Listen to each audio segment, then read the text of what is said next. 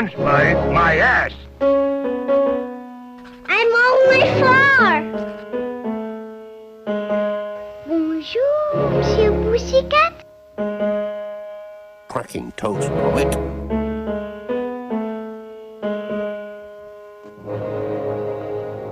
Start spreading the news.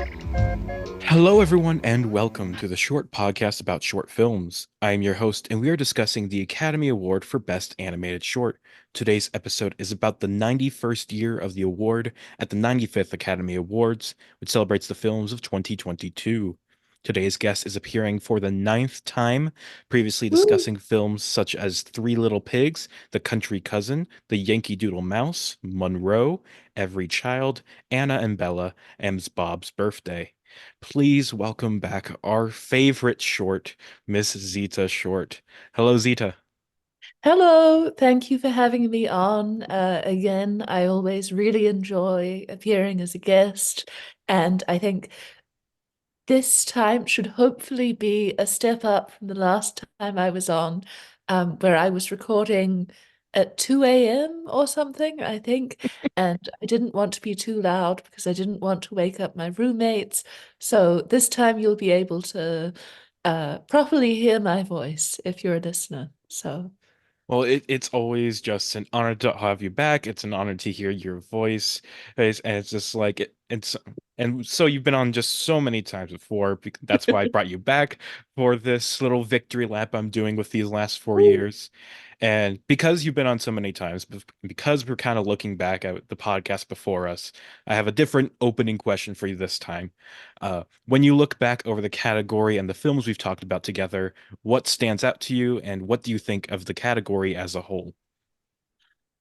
So what stands out to me is probably the NFB, which I know of Canada, which I know that you've sort of talked about a lot because they definitely garnered a lot of nominations in this Yes. category. They were sort of dominant at certain points, but not in a like a sort of dodgy Harvey Weinstein Miramax way. The art was actually good and deserving of attention. And I think I really appreciated uh, sort of having the chance to watch some of these less heralded shorts. I mean, obviously, within this category, they are a big deal. But more broadly, when I thought of the NFB in the past, I was mostly thinking about their sort of live action work, which is also very acclaimed. Hmm. But getting into some of the animated stuff was really fun.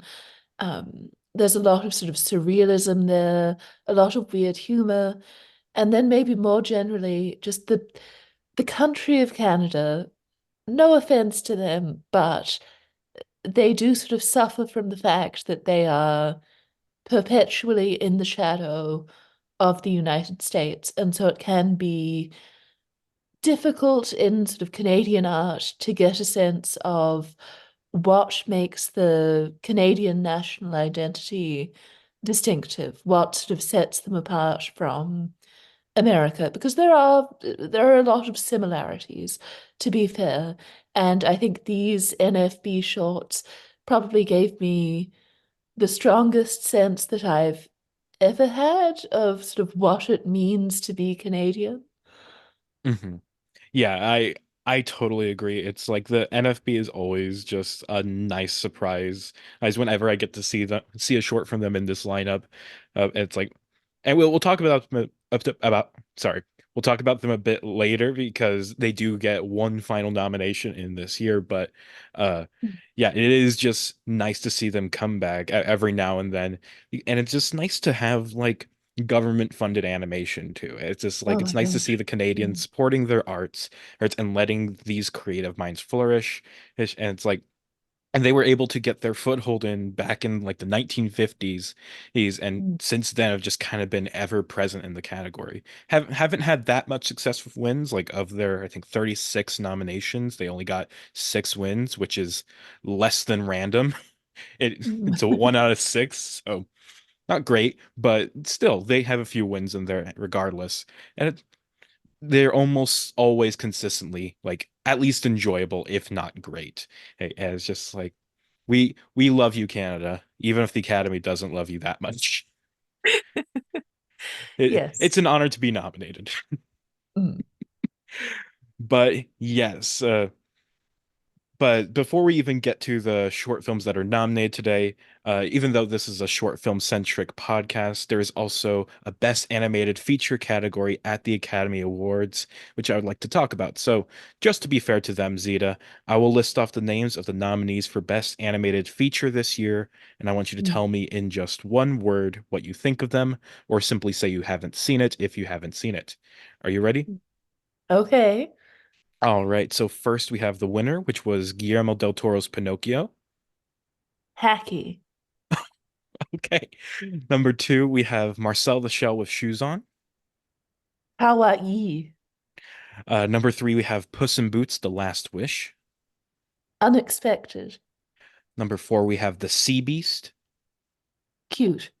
And number five, we have Turning Red. Mm. Sweet.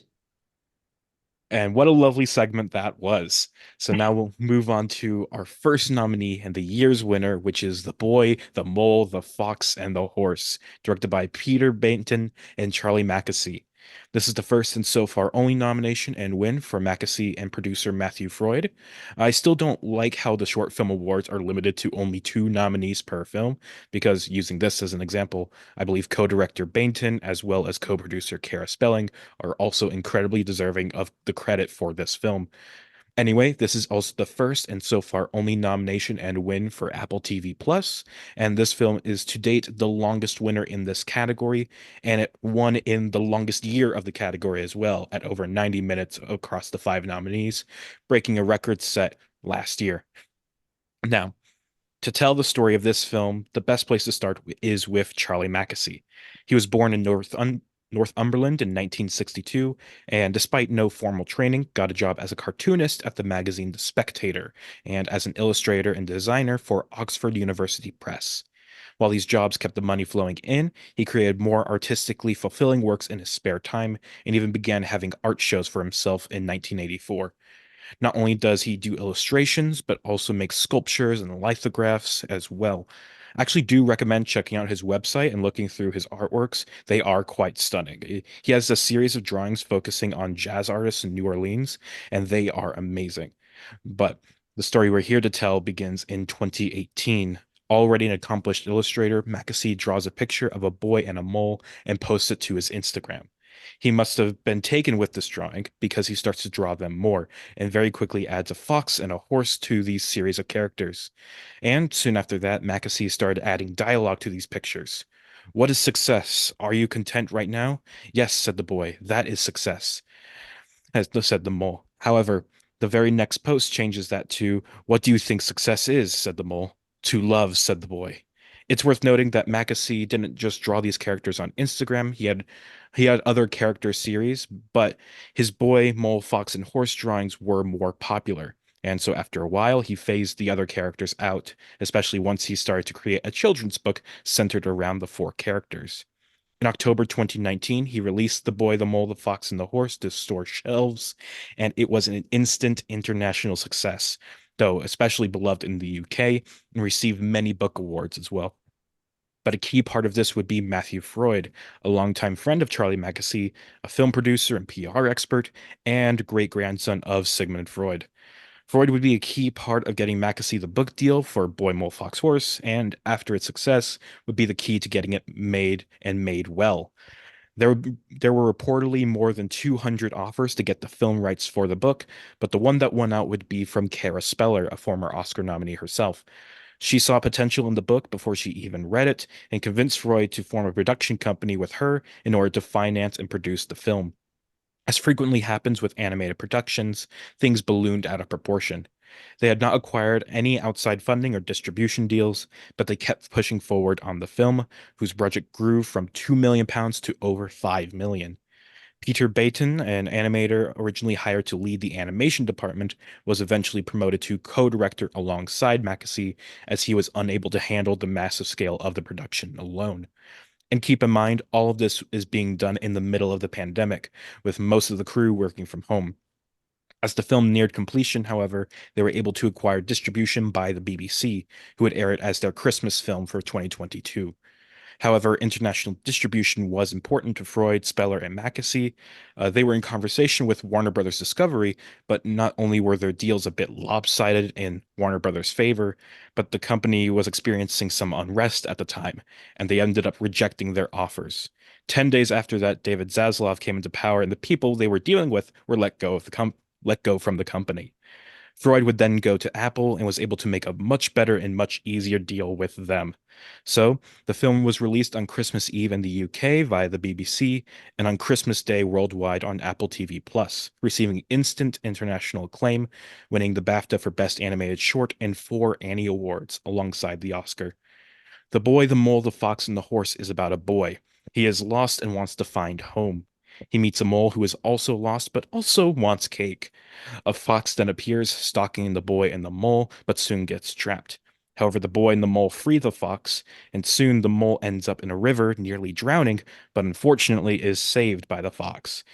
The fox continues to follow the boy and the mole, but more as a companion rather than a threat this time. They then happen upon a horse in the middle of a forest, who, of course, also starts to accompany the boy, the mole, and the fox. Together, they look for a home and spout aimless musings and generic platitudes along the way. Zita, what did you think of the boy, the mole, the fox, and the horse?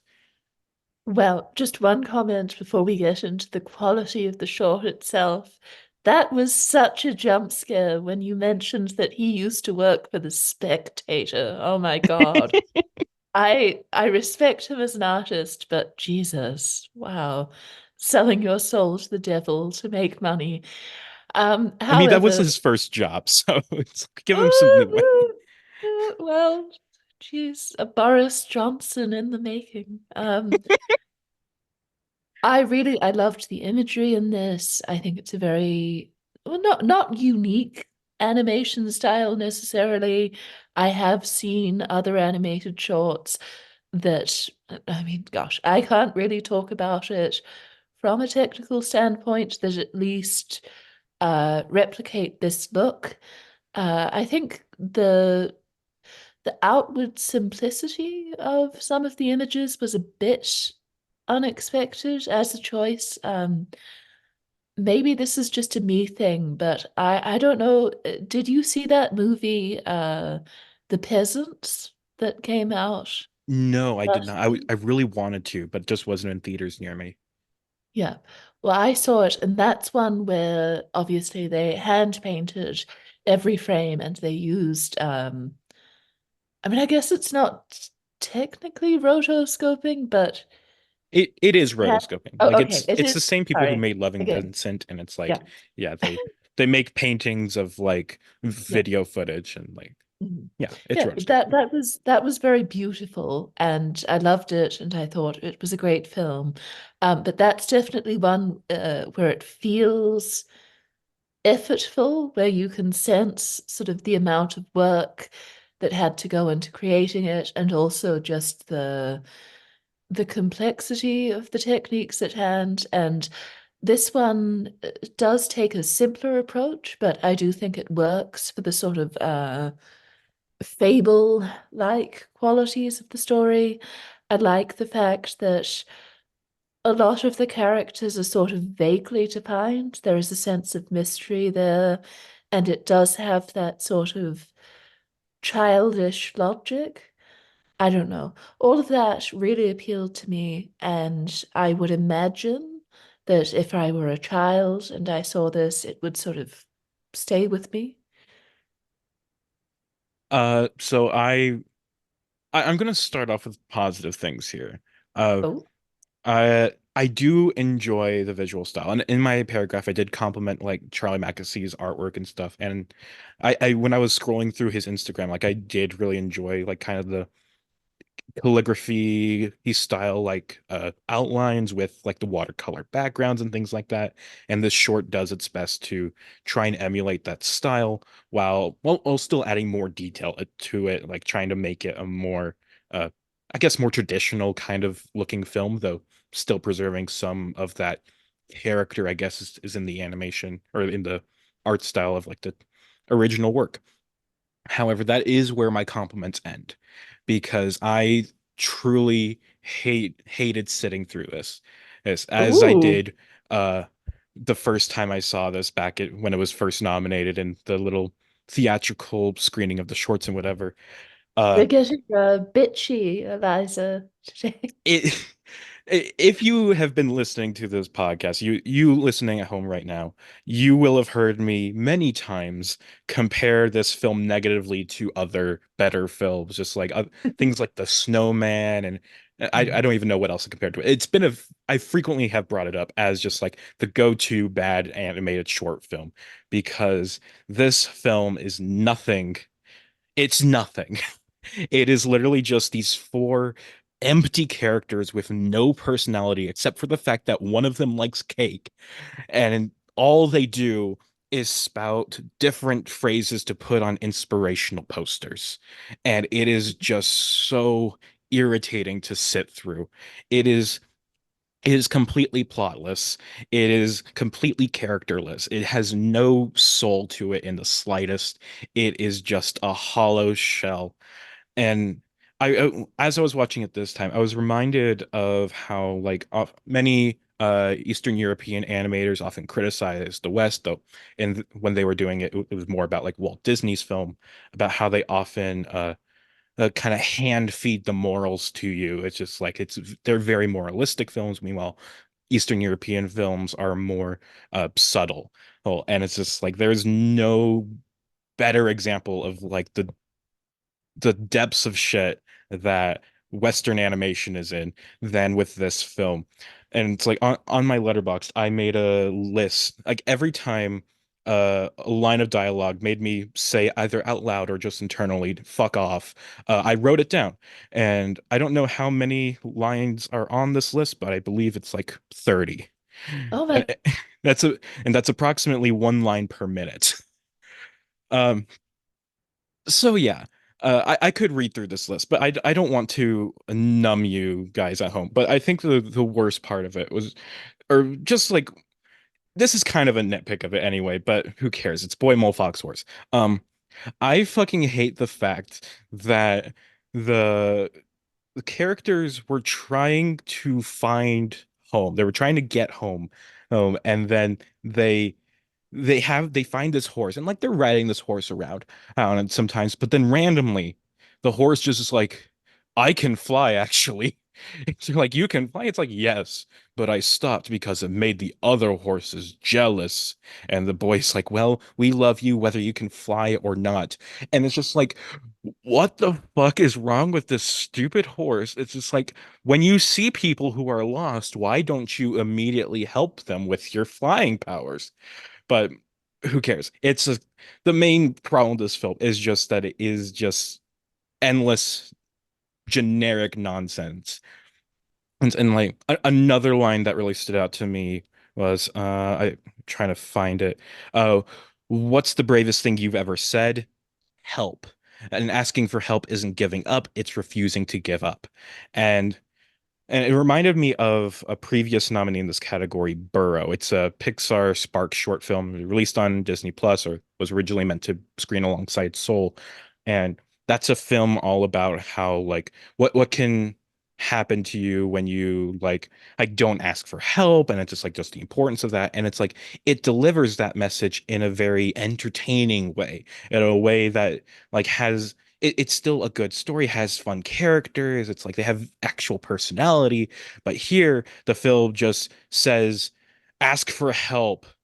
You should do that. And then it's in the middle of 100 other things that are like, you should take this lesson. You should have this lesson. This is important for you to know. And it's just like, have some fucking tact. It's just like you don't teach things to kids by just saying the lesson to them. You show them a character that reminds them of themselves, health, and then you remember why you're in this section, okay? Be respectful. no, I won't. Won't be respectful. You have a character who like reminds the children of themselves, and it's like you show them in a situation they might see as something they've been in, and you see how they overcome that situation, and the child would take that lesson. It's like, I like this character. They did this thing, ergo, I will do this thing in my life. But no, instead, it's just like, hey kid, do this thing. Okay, and do this thing. And it's just so stupid. It's the worst kind of children's media, and it's just awful, so thoroughly awful. And my one final note here is that so I'm recording these episodes out of order. The next episode, the last episode, is one I recorded just a few days ago. Oh, and in that film, in that episode, I declared "War Is Over" to be the worst film to ever win an Oscar in this category, and I want to say I was wrong because I Oh, forgot that this how bad this one really was, and oh, this one is the certainly worst film to ever win in this category, at least until I do another watch through. And maybe War is Over will take a lower spot. Or maybe the next winner will be even worse somehow. We're already gotten this low with the last two winners. Maybe we'll go lower. Who's to say? God. Well, that was a fiery and passionate rant. I think this reveals a difference in our the critical framework through which we evaluate films. Because I think I was not as bothered by the fact that the characters are sort of defined in fairly wispy terms, and also just the very unsophisticated method of message delivery that they employ didn't really get on my nerves because I'm just used to that. I think it's a shrug for me.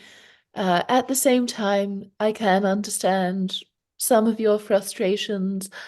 I feel as though I have watched worse animated shorts for this podcast, but I get where you're coming from as a connoisseur of the category.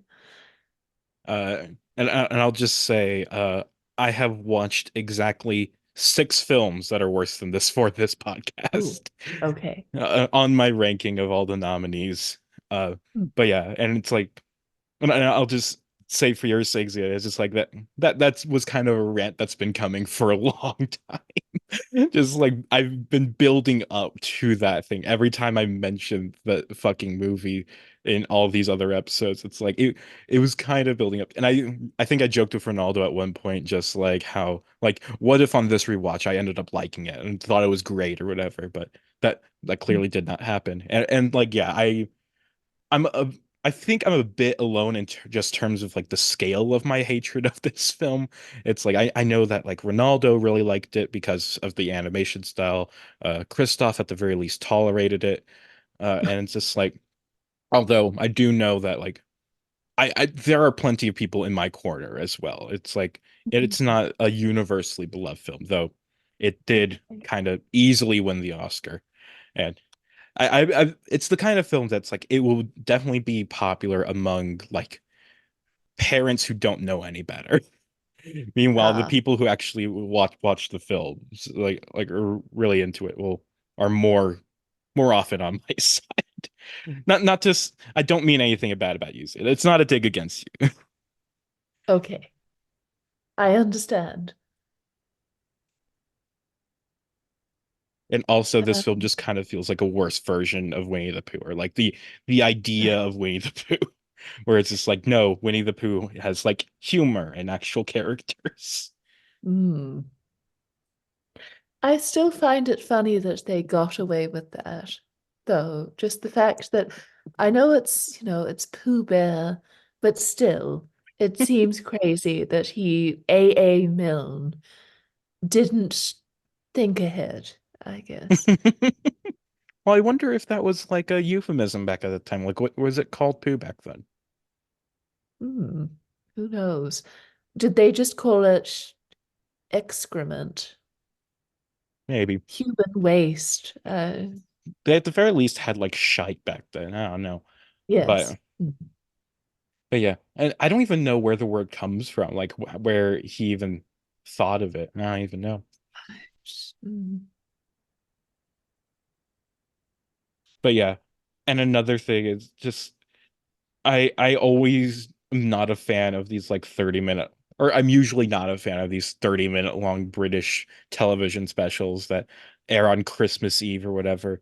Or and it's just like though some of them are good. It's like the Wallace and Gromit films were part of that. Snowman was good, but then it's just like stuff like Mm. Room on the Broom and other things by like Magic Light Pictures or uh Robin a couple years back.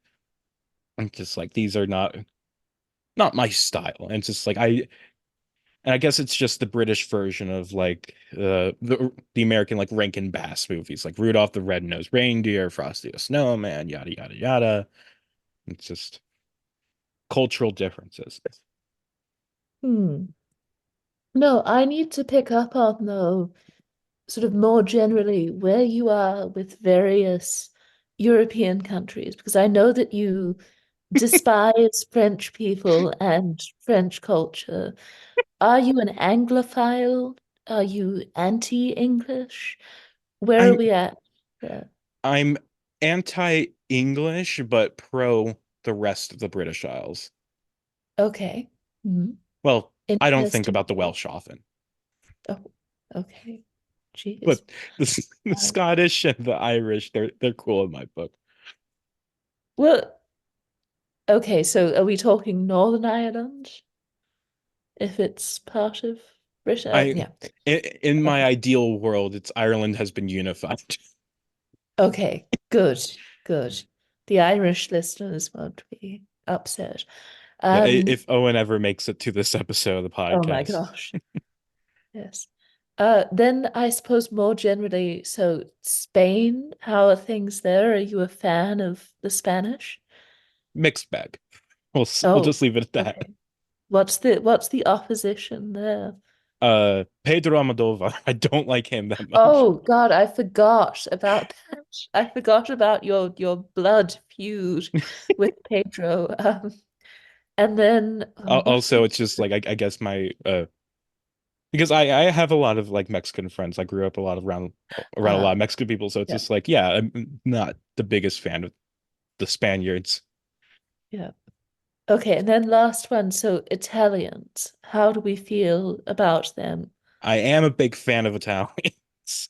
I love me Okay. some Fellini. Oh gosh, another thing that I forget that we don't necessarily agree on. Oh, you're not a Fellini fan? I'm kind of a hater in a sense. So Okay, but answer me this question. Do you mm, like Antonioni? some of his work. I Okay. really like The Passenger. Okay, because I've been like developing a theory that like there's two kinds of film fans. There's people who like Fellini and there's people who like Antonioni. They're kind of like opposites, but they're both like, they're Italian filmmakers. They were both Mm. popular in the 60s and things like that. And Yeah. so So you're if as a fan of Italian cinema, you're somewhere on the spectrum between Antonioni and Fellini. It's like the Kinsey scale. Maybe if you're a weirdo, if you're a freak, like Eliza is, you're like a five and you love both of them. But if you're a no, I normal don't person, like Antonioni. okay. So you're like a, let's say you're a one for Fellini. Well, the Kinsey scale, it's like one is like heterosexual, six is homosexual, and then like Yeah. three would be both.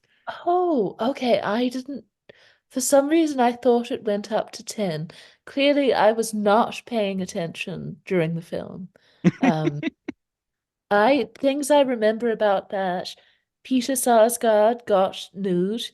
All of the members of that research group were sleeping together, and it caused problems and drama and friction.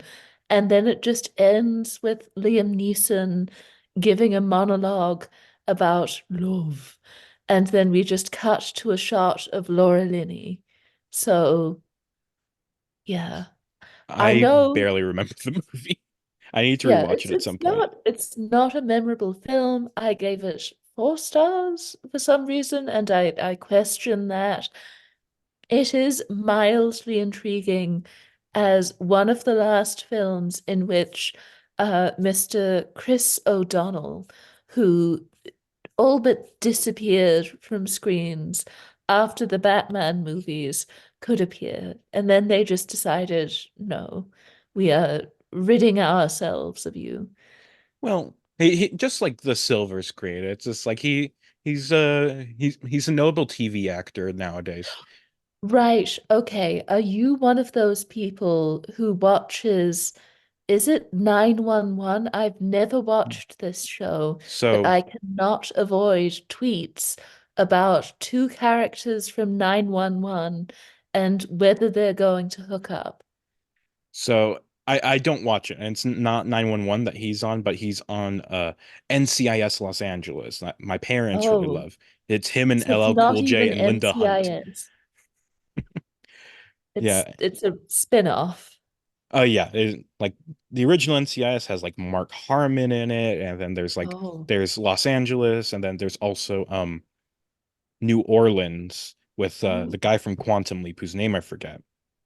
okay. Scott Bakula? Yes, Scott Bakula. And then I think there was also like NCIS Hawaii that got canceled like after a season. Oh. I think it would be fun if they got big enough to do a Real Housewives and just randomly there's a spin-off set in Potomac. There's a spin-off set in Wichita, places that no one, no offense, really wants to go. Boise, Idaho. I don't know. I mean I think it is so like the NCIS is like the cops of the Marines or whatever, or it's just like they solve those kinds of crimes, and so it's like I think the locations are like where their bases are or whatever. Like the original Ah, NCIS is in like DC, and then the other ones are in their respective locations. But it's just like yeah. I don't know. This is a weird tangent to go on Yep. for. Sorry to the listeners. We just kind of kept going wherever things took us. Yep. Uh, which I know Christoph loves. He loves the random Okay. tangents you go on. Okay. But uh, part of me does actually want to really read out my list of like terrible quotes from this movie. So Okay. would you mind? Go ahead. All right. Uh, what do you want to be when you grow up? Kind. If at first you don't succeed, have some cake. Most old moles I know wish they'd listen less to their fears and more to their dreams. One of our greatest freedoms is how we react to things. Doing nothing with friends is never doing nothing, is it? No. I am so small. Yes, but you make a huge difference. So after the boy falls off the horse, you fell, but I got you. Tears fall for a reason, and they're your strength, not your weakness. I think you believe in me more than I do. You'll catch up. Life is difficult, but you are loved. The fox never speaks, no, and it's lovely he's with us. To be honest, I feel like I've got nothing interesting to say. Being honest is always interesting. What's the bravest thing you've ever said? Help. Asking for help isn't giving up, it's refusing to give up. Sometimes I want to say, I love you all, but I find it difficult, so instead, I say something like, I'm glad we're all here. You can fly, yes, but I stopped because it made the other horses jealous. Well, we love you whether you can fly or not. Always remember, you're enough, just as you are. So you know all about me and you still love me? We love you all the more. That's why we're here, isn't it? For cake? To love and be loved. That's it. God, fuck this movie. Uh, Ooh. so I also reading the list again, reminded me one more thing. The so you know all about me and you still love me, he quote, that's said by the boy, and all I could think about was, we know literally nothing about you. So we there's nothing to love there. Okay. I mean, it doesn't rival. What's that piece of poetry that always goes around where it's a woman talking about relationships and she says, he didn't like drama and I was fucking Shakespeare. That's bad enough. That's bad enough to be sort of incredible. Whereas none of these lines, I can see what you're saying. They're just banal. None of them are truly dreadful. There's not a whole lot of ambition there. And there's also, I think, for something to be truly cringe, for it to sort of pass into the realm of camp, there has to be a sense that the person writing it really thought they were doing something. Hmm. And I would say that this film's attempts to sort of put forward deep, profound, complex ideas are a bit more modest. Yeah, it's yeah, it's just like it's memorable in this moment because I hate it so much, but I know it's just like this will just kind of, especially since I'm not talking about this category anymore, and it's like I've done this episode, it's just like I imagine that this film is just going to start to drift away in my mind. Or either that, or it'll remain as just the ultimate example of a bad film in this category at the very least, a bad animated short. But it remains Yeah. to be seen. So it's sort of in your eyes, because I do not hate it as much as you do, but it's a movie like Cimarron or something where it's bad. You think it's one of the worst that the category's ever produced, but for other sort of fans of this category, would you say that the general consensus is that this is awful, this is putrid, this is shit?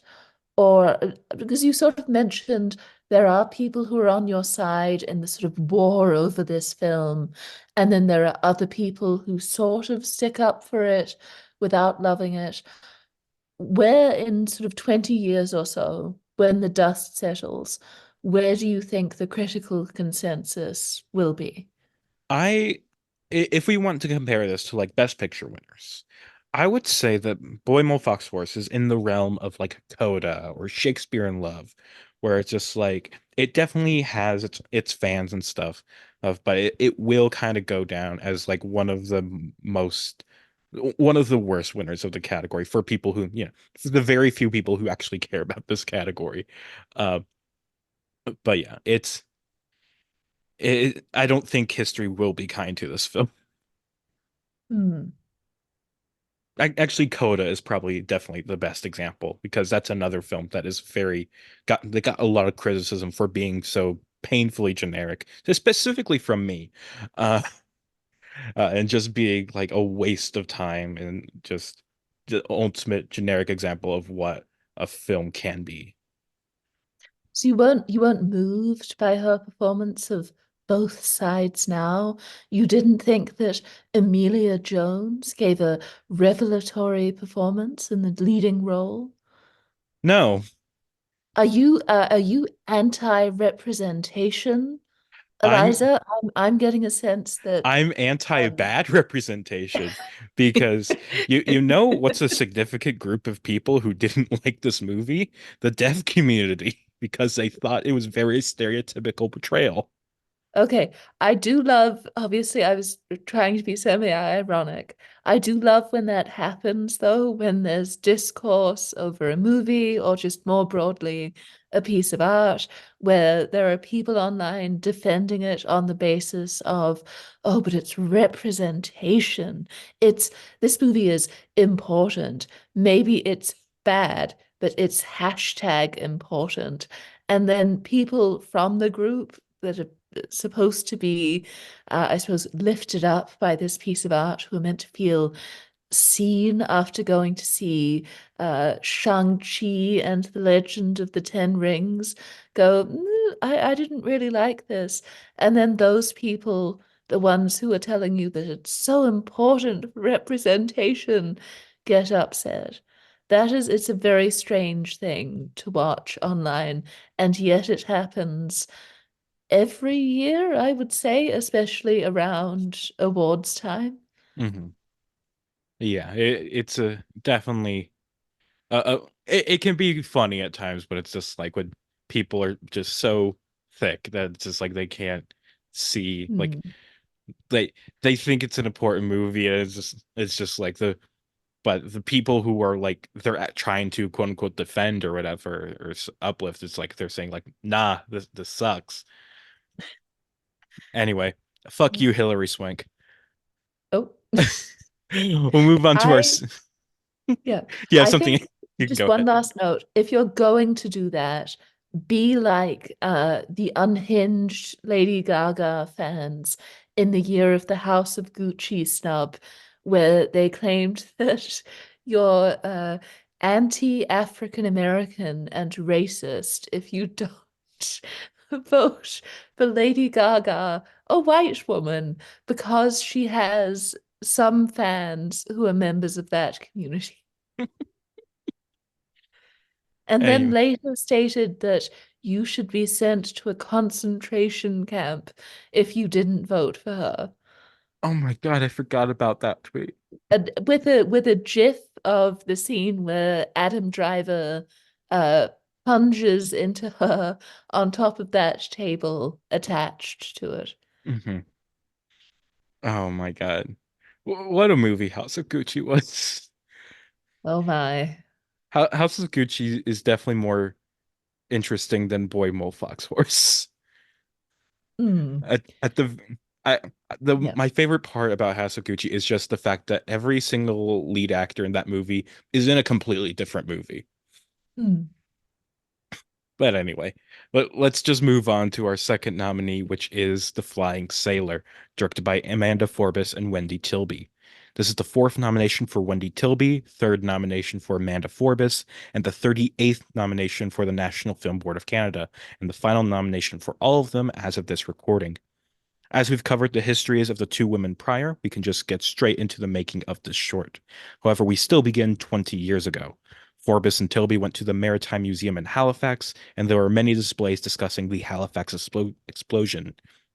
On December 6, 1917, in the middle of World War I, the SS Ivo was headed out of Bedford Basin, a meeting point for many vessels headed to and from Europe to supply the Allied forces.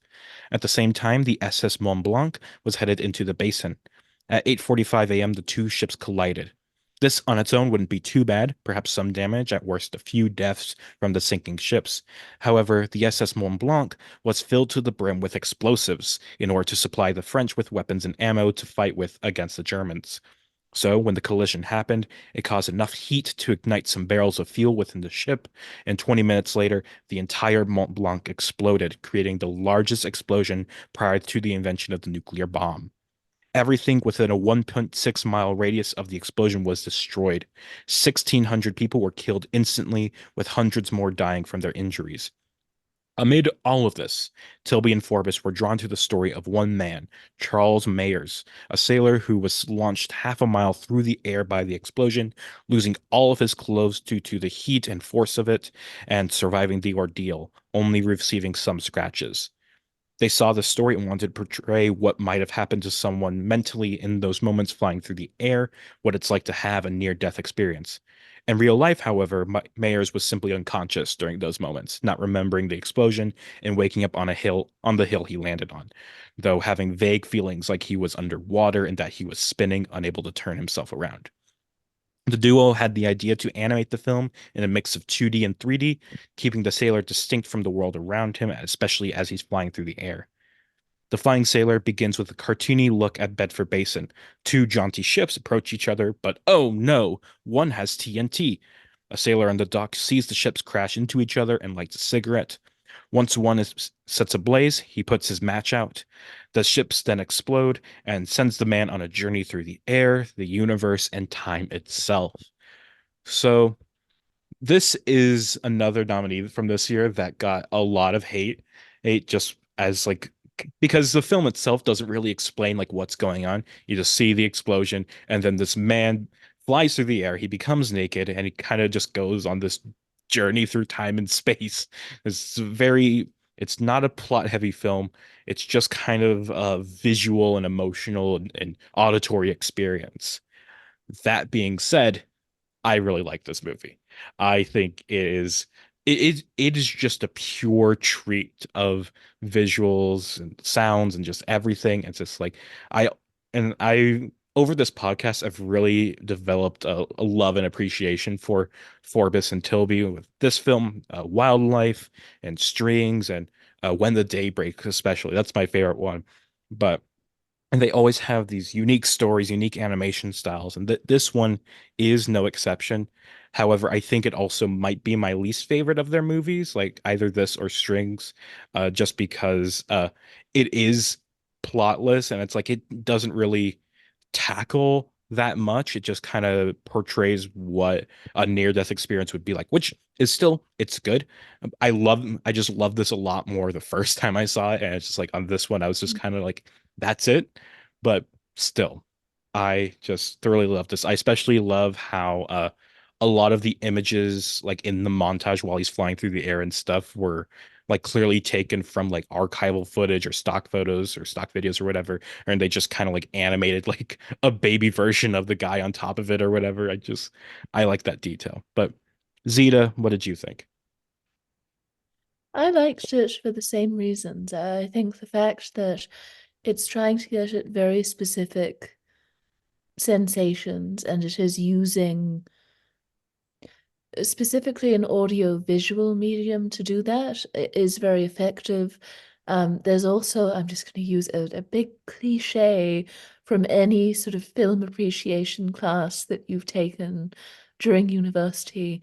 But there is a lot here that reminds you how important it is to sort of leave certain things out of the frame. And I think the fact that, again, there is a bit of mystery here, not everything is spelt out, is really effective. And while I don't think that this is a film that sort of primarily concerns itself with conveying a political message, I do think there is something to the fact that the titular flying sailor here is someone who's just trying to survive this experience. We don't get a great sense of their inner life. And I do think that this is very cliche again, but that's probably a realistic depiction of what it's like being in this sort of position Mhm. where you just don't have time to think, you don't have time to ponder the great questions of life. And this is an odd reference to make, but have you seen 49th Parallel? Yes, I love that Yes. movie. Yeah. So one of the things I find funny about that film is obviously it's a war propaganda movie. The sort of thrust of it is definitely Jesus Christ, we need to get America involved in the war effort because we are getting fucked out there by the Germans. And the sort of mechanism that they use to do that is to suggest that, well, we can't have the Canadians who are just wildly incompetent and incapable of defending themselves out there. We need some big, strong Americans to come in and defend French Canadian Laurence Olivier. French Canadian Laurence Olivier. That was a casting choice. And yeah, it's a very fun film. Obviously, it is random that they just stop at one point and hang out with some Hutterites, but still very That's the funny to best me. part of the Yeah. movie. Oh, it's great. It's great. But every time I watch it, I do think, how did Canadians react when this movie was released? They're essentially being told, your support is worth less than nothing. We do not trust you to contribute to the war effort effectively. I mean, like, wasn't that film based on a true story though about like these Nazis I who know, try? but it's still, you didn't have to make all of the Canadians seem so stupid that it still feels like a very pointed choice to present them as so weak and incompetent. And it's not that it doesn't portray them as incompetent. It's like because the Nazis are getting subbed like at each different point. Like they kill Hmm. or like incapacitate at least one of them. They lose their numbers gradually throughout the film before the last one ends up on the train with Raymond Massey. And it's just like, but yeah, and it's like but what it does portray them as they are very kind and trusting people. And it's like they will gladly take you in until you wrong them. It's just like that that's part of my favorite part of the film when it's like you have Glynis Johns at the little Hutterite, Mm, you said Hutterite village or whatever, and it's just like yeah. she loves one of the guys, and but then she finds out he's a Nazi, and she has that big monologue where she's like, "I hate you," and it's great, fantastic. I love Glynis Johns; she's amazing. Um, but yeah, uh, going back to your earlier point, the more in line with the film we're talking Yeah. about, um, there was something that I read about Tilbus For Forbes and Tilby, he, where they were saying how one of the themes of the film is about how like we never know when like our own personal Halifax explosion is going to happen, and like whether Mm, it's like a something minor like a car crash or like something bigger like a national tragedy like the Halifax explosion. It's just like you never know when your time's going to come. And it's just like we always spend our like people spend their lives trying to avoid that, but it's like yeah. once you're there, it's just like you think back, just like, oh God, what have I done with my life? It's just like and to kind of what you were saying, it's like how we just kind of want to survive that moment, and it's just like we try our best, but it's just like, what do we do after, and what led us here? Hmm. No, I think that's a very simple but beautiful statement. And I like the fact that you're clearly thinking in sort of philosophical terms about all of these. I've been reading, oh, you might despise this individual, but I've been reading Camus for one of the university classes that I have to teach. And you do find yourself using some of the vernacular that they employ. And so I like the fact that you're sort of intellectually overwhelming me on all of these episodes. You sound very much like Glenda Jackson in A Touch of Class, and I'm the George Siegel in this situation. I'm wildly unsophisticated, and you're just sort of Vicky Alessioing me. But on the flip side, you're the one who's teaching college classes. I'm just the fuckhead who's sitting here recording a podcast about cartoons. But you got that Arizona bump. What does that mean?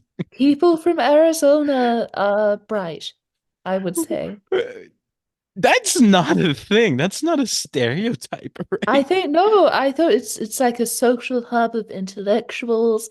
Doesn't Noam Chomsky teaches at the University of Arizona? Yeah, I took a class from him, whatever. Yeah, He's supports my overrated. thesis. Oh, okay. Yeah, it anyway, but it's like One of us has been in contact with a celebrity academic. he's probably the only celebrity, well, not the only celebrity I've met, but the only celebrity I've met here. Okay. But anyway, the point is I'm stupid. And also I don't like I know the name Camus, but it's like I never read anything by him. I just know he's a philosopher or whatever. Yeah, I'm reading The Stranger, and then you're reading his prose, and you think, wow, this is really good. This is interesting. And then you read up on his thoughts about the Algerian War, and it's very concerning. Um, anyway, we'll leave it at that. We can move on. I'm just looking at his account or his Wikipedia page. Why did I say account? Um, He's on Twitter. I'm looking at his letterbox. Um, but yeah, it's just like I just realized like, oh, he's the guy who said that Sisyphus must be happy or whatever. It's like Mhm. that's cool. I guess I know one thing about him. But did he talk about how Sisyphus has a fat ass though? As Oh, we've previously mentioned on like 1978 or whatever. he's What thick with three C's. it, two C's, two C's. Like not No, I not think three. Go excess. There is nothing that gives uh, a mum on Instagram trying to use sort of young person language more than a semi-intentional spelling mistake. I'm gonna send you the picture of Sisyphus's butt from the short film that we covered on this podcast. Yeah. And I want you to tell me how Okay. many C's it's worth. Oh, okay. I'm sending it to you on Twitter.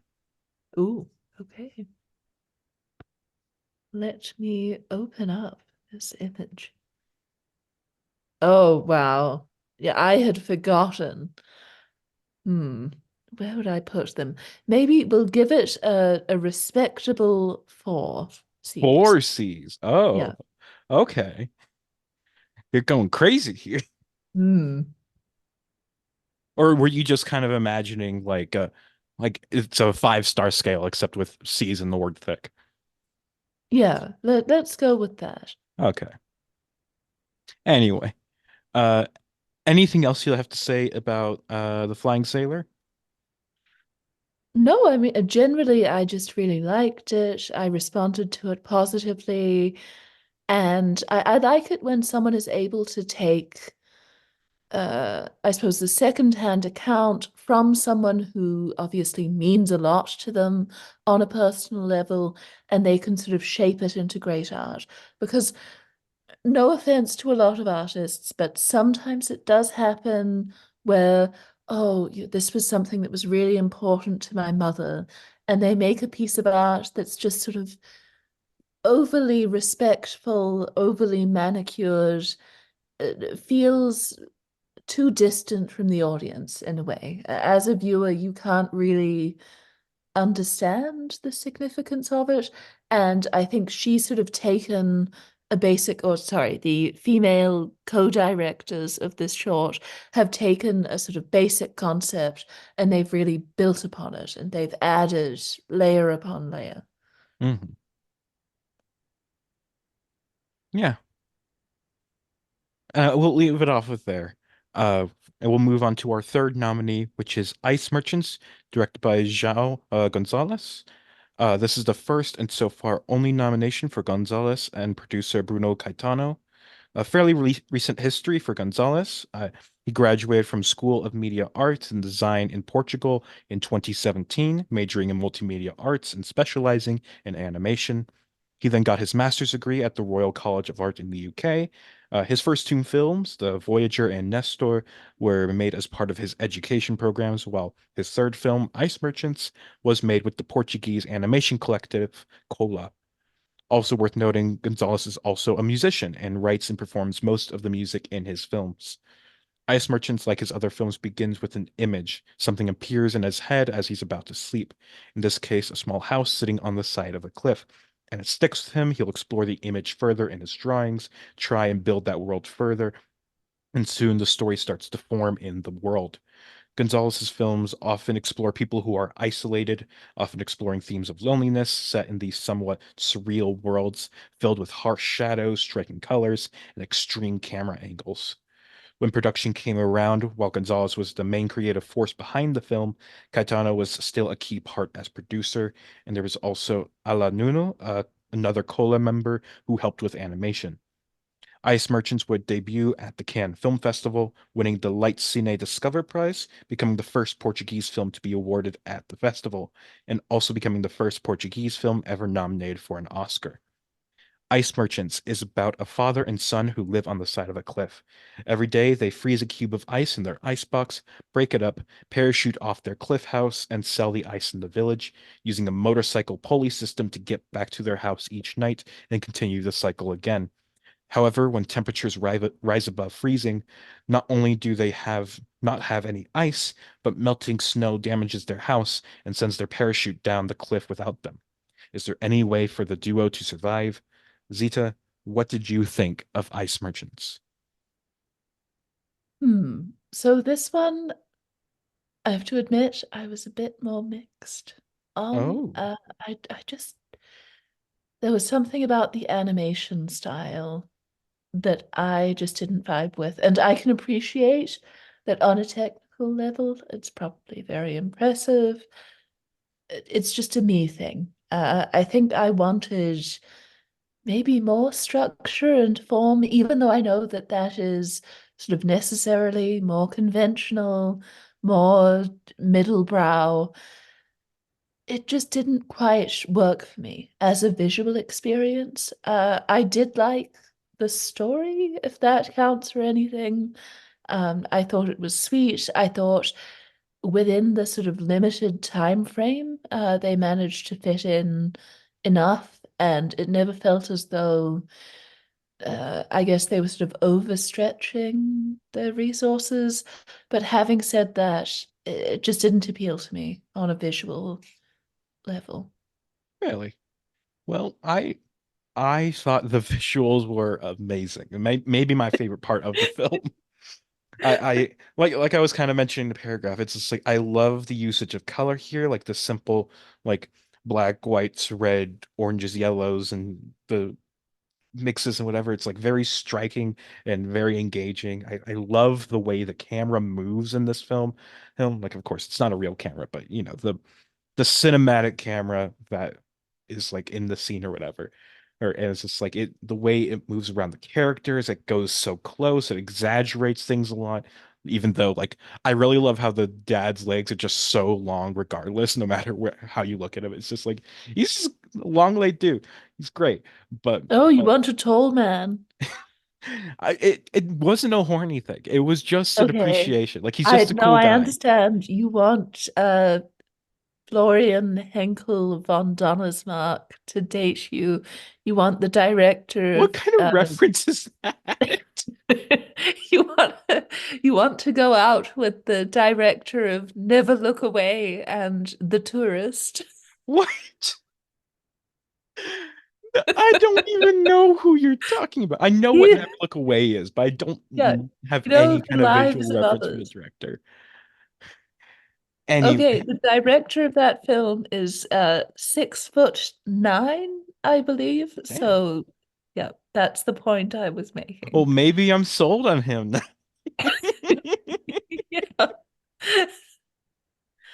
Anyway, but as along with the visual style, the part you were actually complimenting, the story that was just so amazing as well. Like I remember when I watched this in the theater for the first time, as like the reveal, like the different like plot twists and things like that kept happening.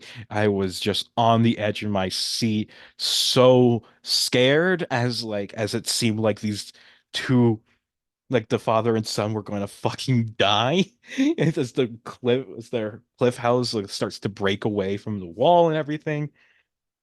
And then it's just like the such a the ending of this film is just so beautiful and heartbreaking, and it's so creative too. Like I don't even want to spoil it on this podcast because I think it is just such a great ending, and I don't want to say anything more, but I will say I do like the way uh and just overall the film how they kind of incorporate a theme of loss without even really like harping on it at all. It's not like we ever see like a grieving scene or anything like that, but it's still you can still tell that these are people who have lost someone. They still feel that and just the visual representation of that at the very end is amazing. It just it's an emotional movie. I really like it. Hmm. And okay, I'm sorry to bring this up. This is too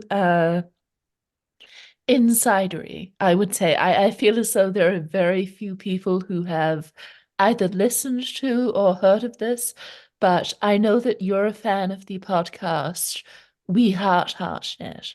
Yes?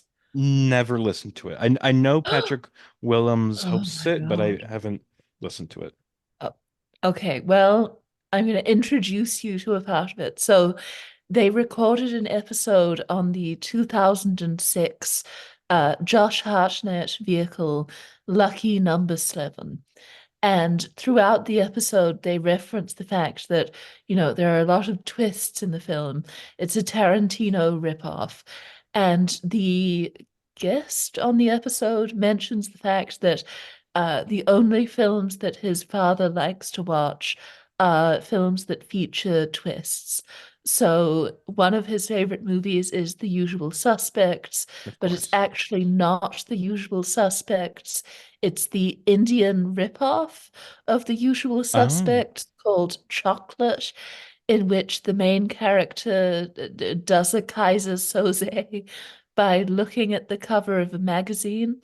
So yeah, that it put me in mind of that episode. And I'm hoping that you will listen to the podcast at some point. I think you would enjoy the Here on Earth episode. okay.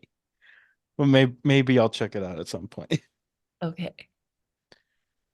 But back to ice merchants, I guess.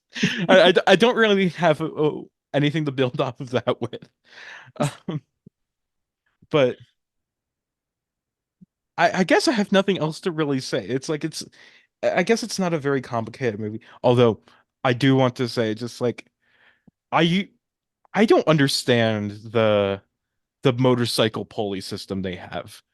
I don't Mm. understand why it's like the way it is, and like why they can't just keep the motorcycle up there. Like, no, they have to like let it fall all the way down the mountain every single day, then parachute off the mountain every day, buy a new parachute for the next day, then ride the motorcycle up the mountain and have it fall all the way down again. And just like, but I guess it's just the way this world works. It's just a little nitpicky thing, and the rest of Mm. the film is still great, so it doesn't bother me that much. Mm. Okay. Yeah, I can understand that. It seems as though we're sort of at loggerheads over this one. There's not much of a chance of us coming together on it. So I'm sorry. I'm just gonna pepper in another tangentially Go ahead. related question here. So, this was the first ever Portuguese animation to appear at the Cannes Film Festival. It premiered as part of the Critics' Week selection.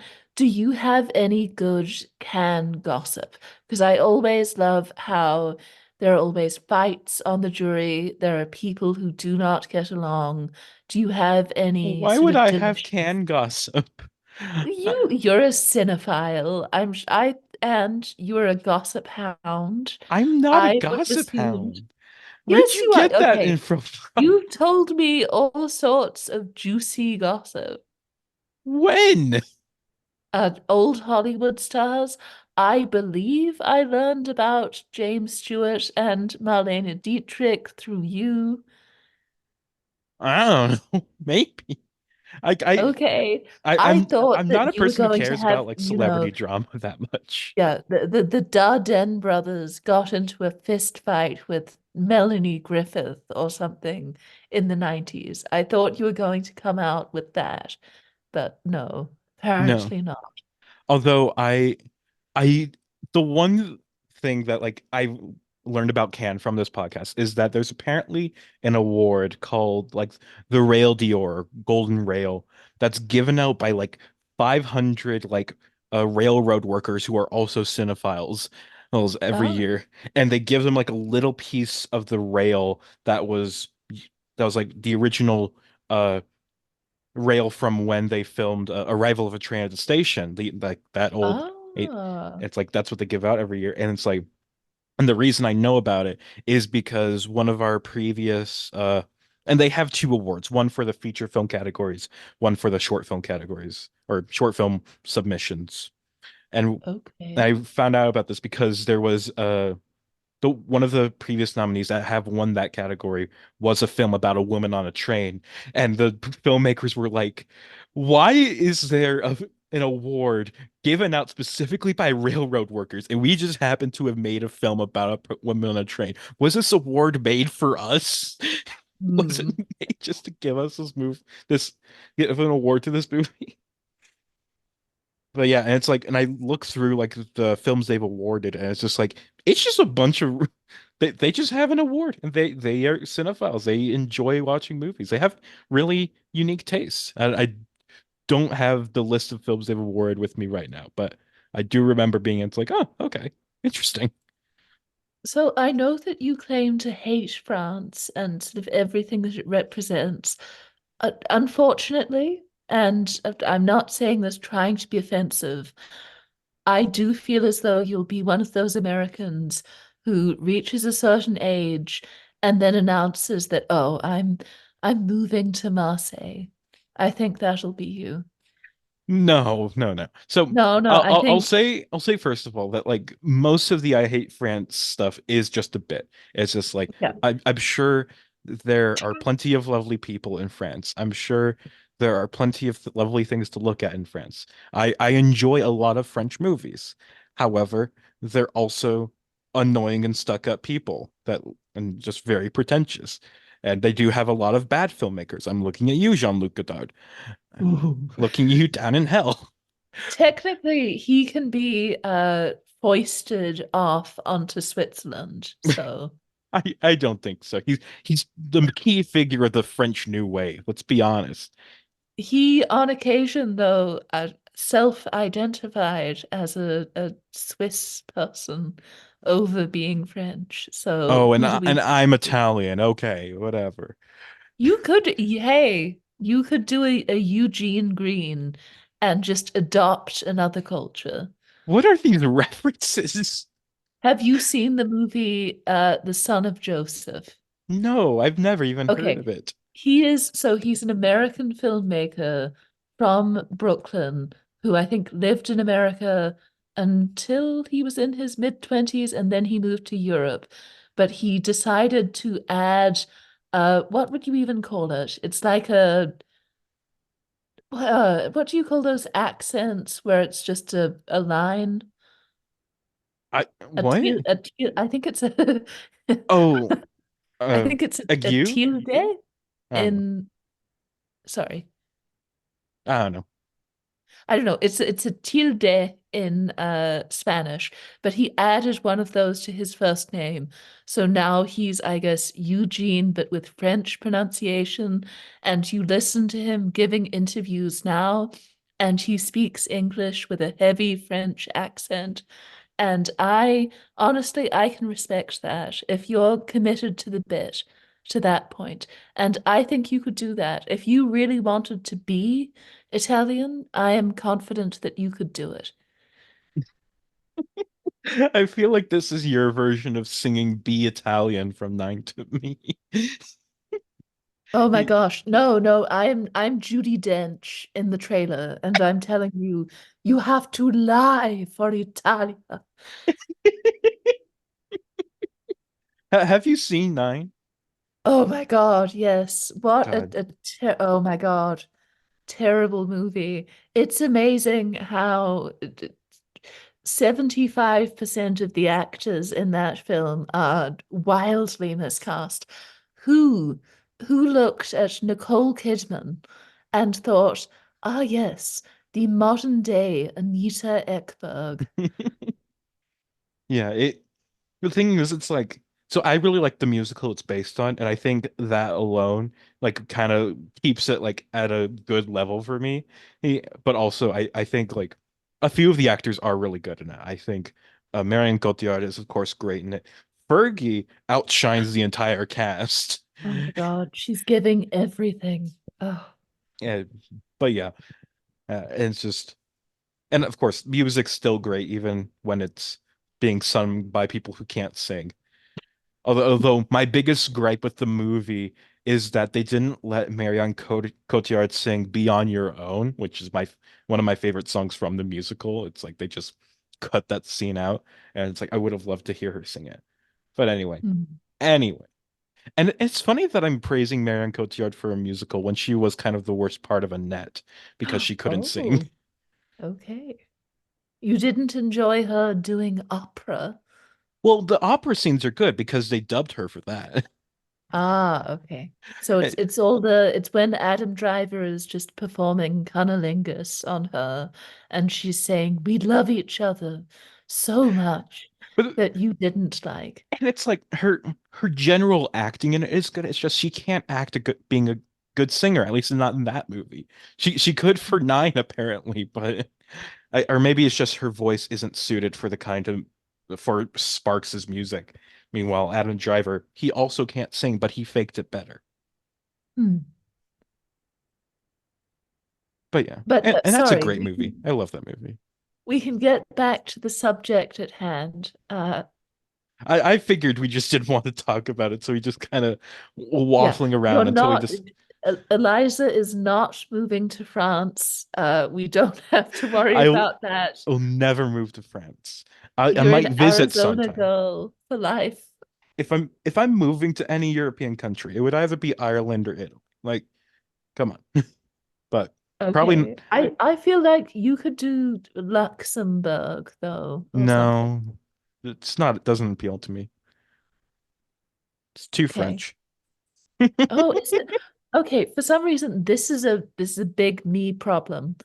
All of those countries that are sort of French adjacent in Europe, but where they also speak an alternative language, just generally, I for some reason assume that just across the board, they're just kind of German. I mean, actually, like some of them are like Yeah, okay. But they're that's for some Germanic. reason in my mind, like Switzerland, for example, where there are three different languages, and I thought they had sorted things out. I thought everyone there was just speaking five languages like a crazy person. But no, actually there's segmentation and there are territories where they speak Italian and don't speak French and German. But for some reason in my mind, it's just one of the it's like Liechtenstein. It's one of the German countries. Yeah. And I don't know too much about the intricacies of like obscure European countries. Well, me neither, but this is like when I got weirdly depressed one night where I was convinced that um, Belgium is one of the few countries that represents, unity in in an increasingly divided world. And then I read up on the internal divisions within their society, and it brought me to tears. When I think of Belgium, I remember the Vorman problem, which is a Oh. uh 2014 Academy Award nominated live action short featuring Martin Freeman. Uh and the basic plot of it is that he meets a guy who claims to be God. And or maybe not even God, but just like some deity. And it's like in order to prove that, he decides to get rid of Belgium because no one would notice it was gone. And so the next day, Martin Freeman's talking to like his girlfriend or whatever, and it's just like, "Hey, do you know Belgium?" Or it's like, "What if we visited Belgium?" And she's like, "What's Belgium?" And it's like, and then they look up at the atlas, and it's just like where Belgium normally is, it's now the Belgian Sea. And it's just like just got rid of Belgium, turned it into an ocean. Okay, God, that's dark. Um, that's interesting though. So I guess does the European Union not exist?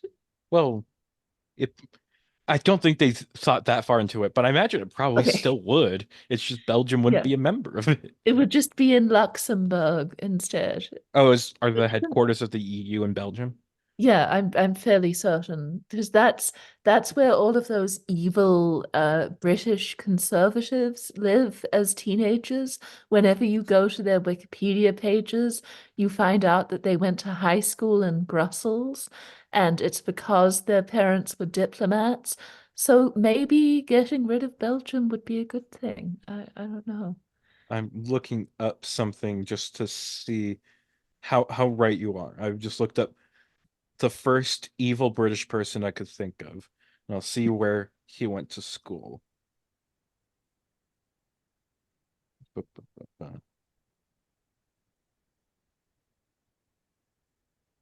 No, he went to school in London. No, wait, no, Ah. no, wait. In April 1973, he moved his family to Uccle, Brussels, where he attended European school, Brussels 1, and learned to speak French.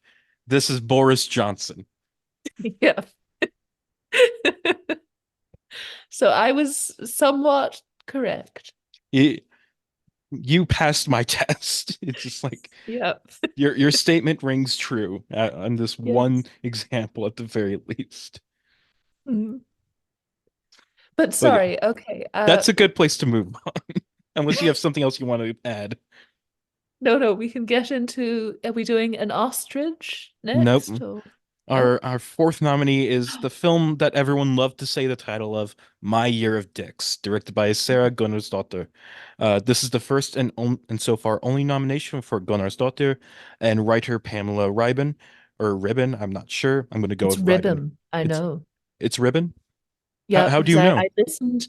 She made an appearance on the This Had Oscar Buzz podcast Oh, and specifically introduced herself and said ribbon. So I'm assuming that she knows well, how to yeah. She pronounce her own surname. what what Um, film did she cover on the podcast, if you remember? oh gosh, I forget. Was it just a yearly recap or no? I think it was a specific film. I'll just look it up now. Yeah, go ahead. Because I know I'll she's just go through the paragraph while you do that. Um, Magic Mike XXL. ooh, okay, that's a fun episode. Uh, Yeah. but yeah, Pamela Ribon, whose memoir Notes to Boys and Other Things I Shouldn't Share in Public is the source of inspiration for the film. We'll start with Ribbon, who is a major multi-hyphenate of the writing world. She got a BFA in drama from the University of Texas and makes most of her living as a writer, everything from screenplays to graphic novels to plays to blogs to TV shows to non-graphic novels, and of course, previously mentioned autobiographical works. Her most well-known works are probably her co-writing Ralph Breaks the Internet and also voicing Snow White in that film, contributing to the story for Moana and Nimona, writing the graphic novel My Boyfriend is a Bear, and formerly being a TV recap writer for Television Without Pity. But when it comes to the film at hand, it also seems to be Ribbon who led the charge, thinking her memoir would fit the animated medium well. She met with producer Jeanette Jenin, who put out the name Sarah Gunnarsdottir to her. She is an Icelandic animator who got a Master's of Fine Arts in Experimental Animation and had made a name for herself in the animation world, with her works appearing at several festivals, and her most well-known piece being animated sequences for the film Diary of a Teenage Girl. She got sent a few scripts for the different segments, drew up some concept art, and things started moving ahead with Gunnarsdottir, Jenin, and Reben. In the development stage, they formed an idea about how they would present each of the targets of Ribbon's affection, each one being shown in a different animation style to show how her character viewed them differently than everyone around them, how no one could see what she saw. The film was animated digitally using rotoscoping for most of the animation and basing much of the scenic design on Ribbon's actual childhood home and place that she'd visit. She often emphasizes how true to life a lot of the film is and hopes that her own vulnerability will encourage others to also be open about their experiences, their sex lives, not feel forced to hide it away. The film debuted at South by Southwest Film Festival, winning a special jury recognition for unique vision in writing and directing, and garnering further awards from Annecy and many other festivals. My Year of Dicks is a five-part saga about Pamela Ribon, shortened to Pam here, trying to have sex for the first time and discusses the various dicks she encounters in both a literal and metaphorical sense.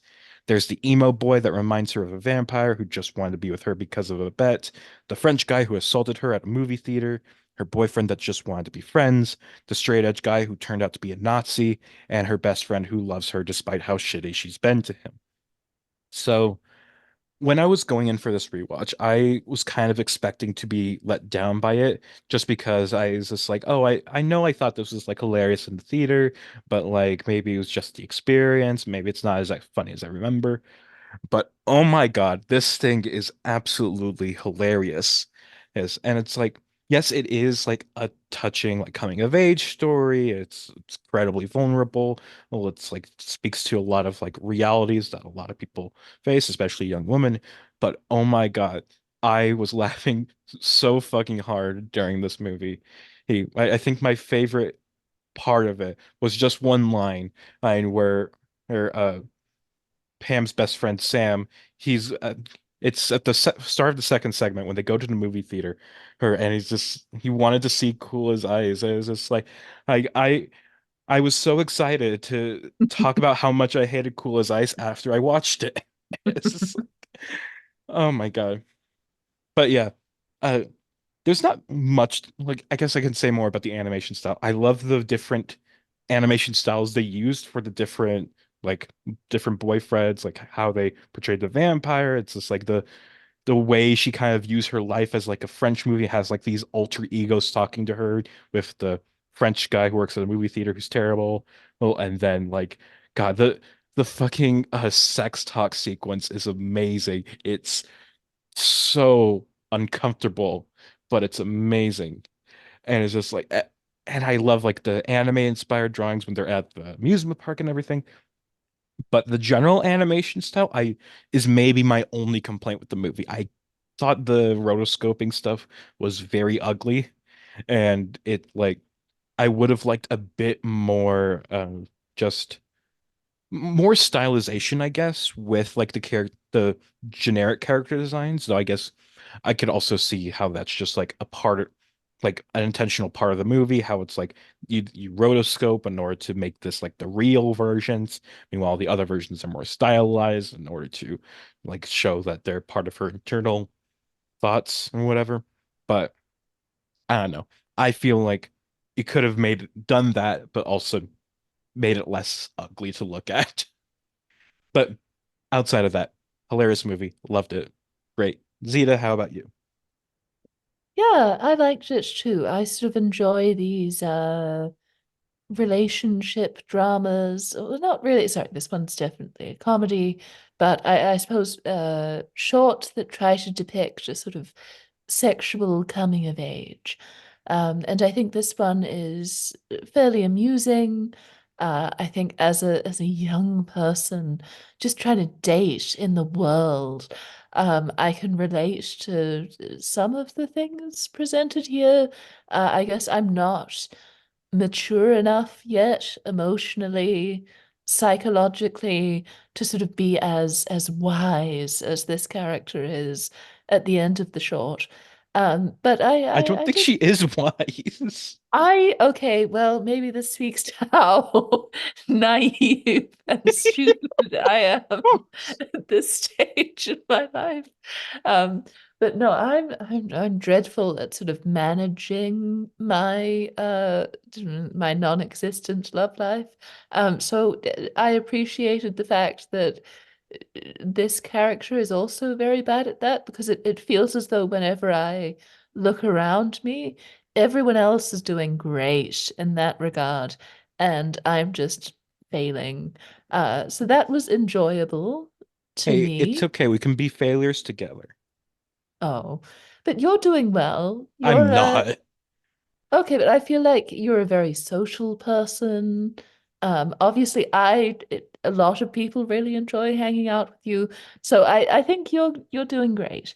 But yeah, for the most part, this was really fun. I sort of agree, even as someone who doesn't have a great technical understanding of animation, the sort of visual beauty, the visual pleasures on display here are not as great as those featured in some of the other shorts, but still, it's very well scripted.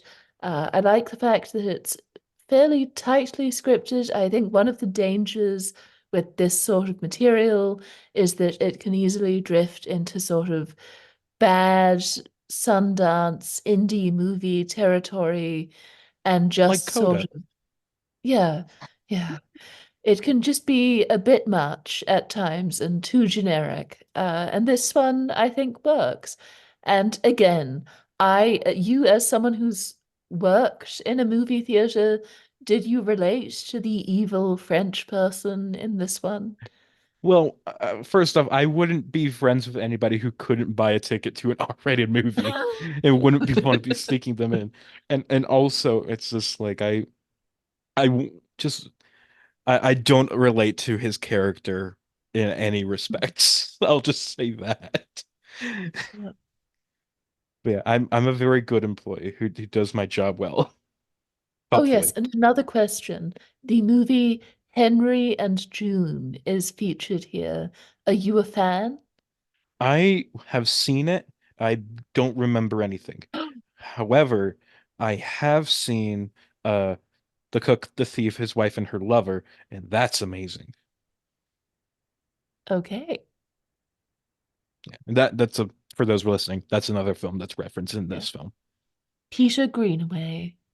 Yeah, I really need to watch more of his stuff. It's like I know I've seen like screen caps, and he is like a very visually interesting director. It's just like he has these Hmm. lush sets. It's like frames are like paintings and all that. It's just like I wanna check out more of his work. Yeah.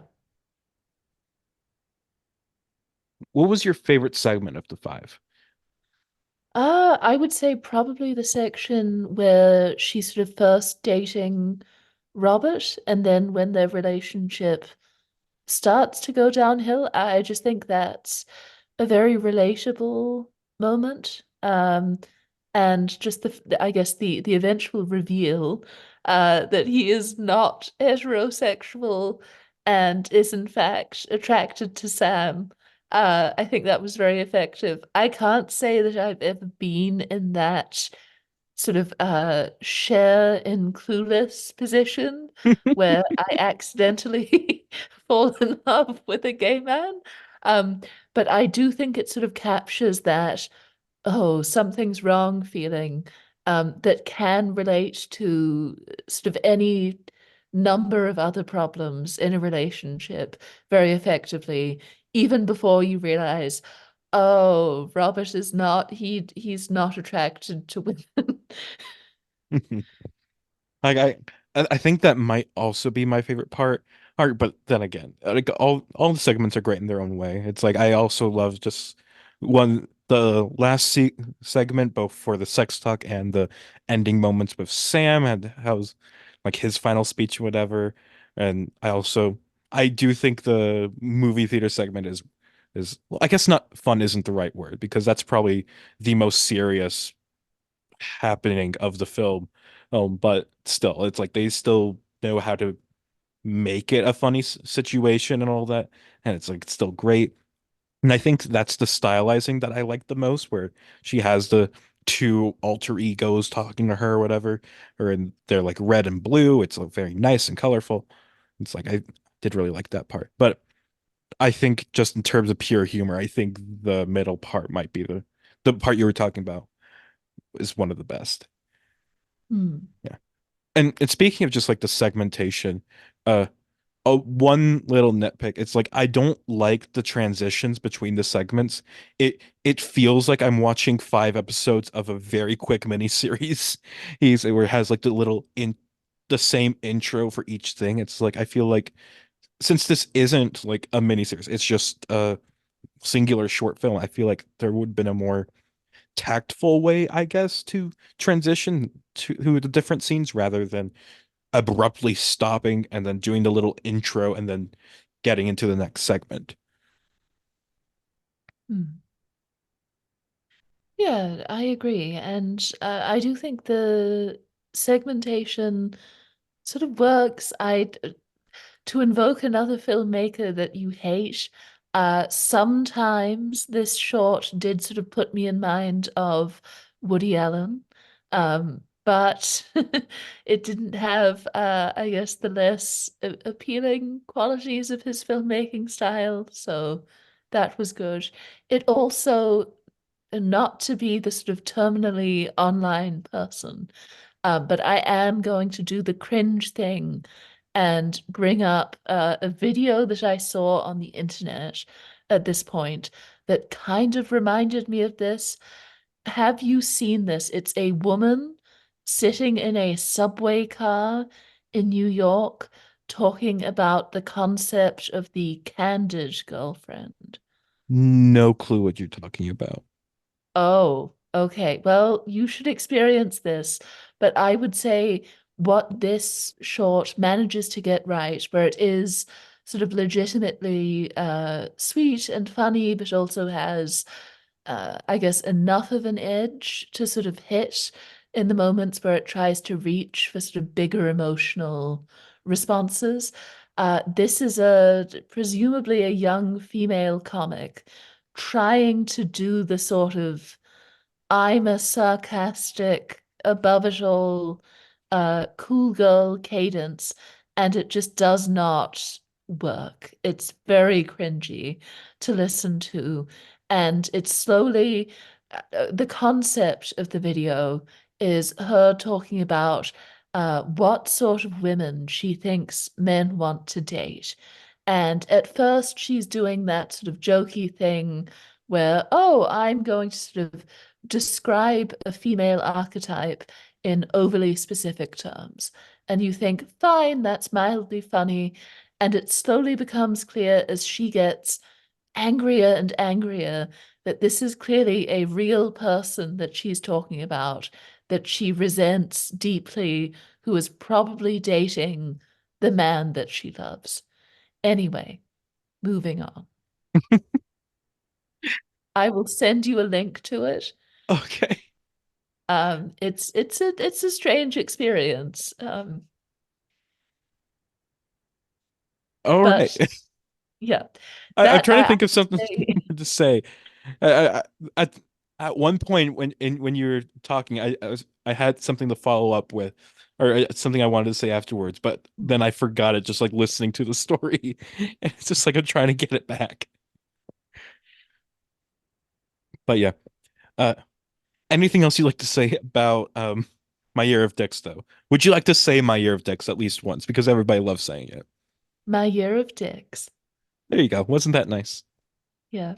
And I wish not to do a TMI, but I should try to do this. I should try to be in my slush era, I guess, because if I had to write, a memoir about my wild and crazy love life, I'm a serial monogamist, so it would not be that exciting. I need to channel my inner Anais Nin and just go out there and be wild. Who is Anais Nin or whatever you said? You have seen Henry and June, Eliza. You should know It's who Anais boring. It's Nin is. forgettable. She was I a watched it in like French-born, 2013. she was a French-born American diarist, essayist, novelist, and writer of short stories and erotica. Okay. I was hope when you started like the A part of Anais whatever, or it's just like I thought you were about to say Adu Annie because Oh, Zita's short local slut has been a running joke among yeah. our various podcasts. I support her. She can't say no. She can't say no. I'm just a girl who can't say Yes, sing Zita, sing. We'll just move on to our fifth and final nominee. An no. ostrich told me the world is fake, and I think I believe it. Directed by Lachlan Pendragon. And I'm not sure what I like more, the title or his name. But this is the first and so far only nomination for Pendragon. He loved films through his life, but it was at Griffith University in Brisbane that he found his love for animation. And is current Brisbane. Bris Whoa. I don't did I pronounce it wrong? How do you pronounce it? Brisbane. Brisbane. Yeah. Okay. Channel Zara. Do a thick Aussie accent. I will not do that. Brisbane. But that just a brief aside. I remember one time uh I was on a call with Zara and another Australian friend of ours, or of me and hers.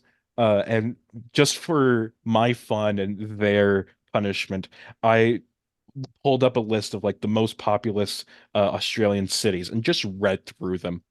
And it's just like they were yelling at me throughout. Just like, how could you pronounce it like that?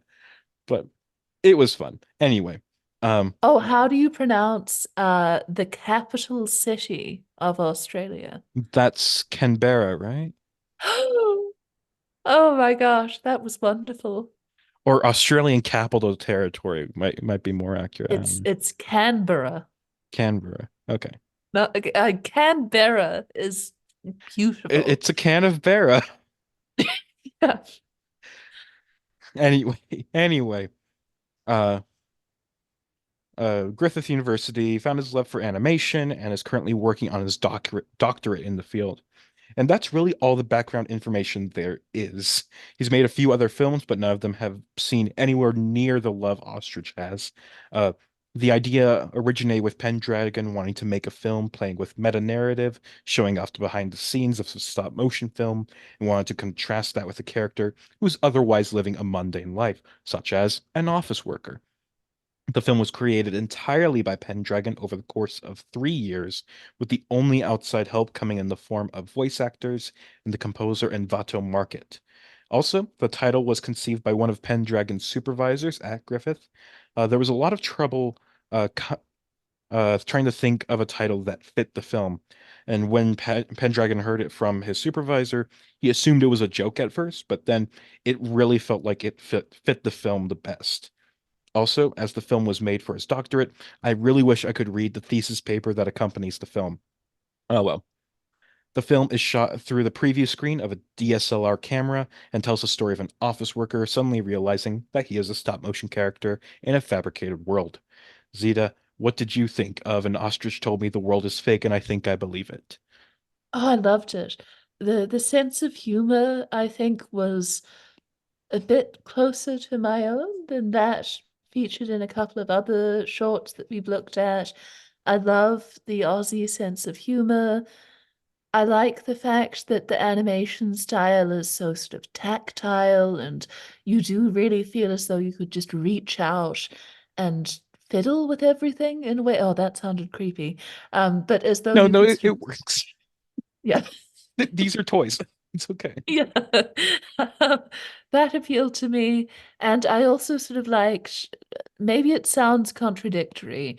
I'm not saying this movie looks cheap in any way or that it doesn't look like a whole lot of effort was put into it, but it does have a sort of uh maybe sort of lo-fi, slightly thrown together quality that some of the more professional, shall we say, shorts don't have. I get what you're saying. Like it definitely you can tell it is a student film. Like it's a Yeah. very uh great student. Like he's very accomplished at what he does, but you can tell like this doesn't have the same polish as like a Leica film. It's like there's you see the seams of like the different like faces and whatever, and it's like but also that is part of like the style of the film, I guess. It's like it becomes kind of a plot point, right? How like for example, the boss's face like always falls off of his and things like that. Yeah, it's just like there's it like I feel like you could probably make a case that any flaw of this movie is just part of the metatextual narrative. But Mm. I Well, feel like at the who's very least who's that part. self-proclaimed Godard hater over here, sounding very Godardian, but Why do you hate me? Like, why are you saying this? maybe it's time to move to Switzerland. No, Switzerland's boring. I don't know. I've never Yeah, it been. I'm probably just making a is. I joke. don't, it's just a land of wealthy bankers. I mean, Yeah, it's just like the only reason the Von Trapps went there was because it was better than Nazis. yeah. And even then, not that much better.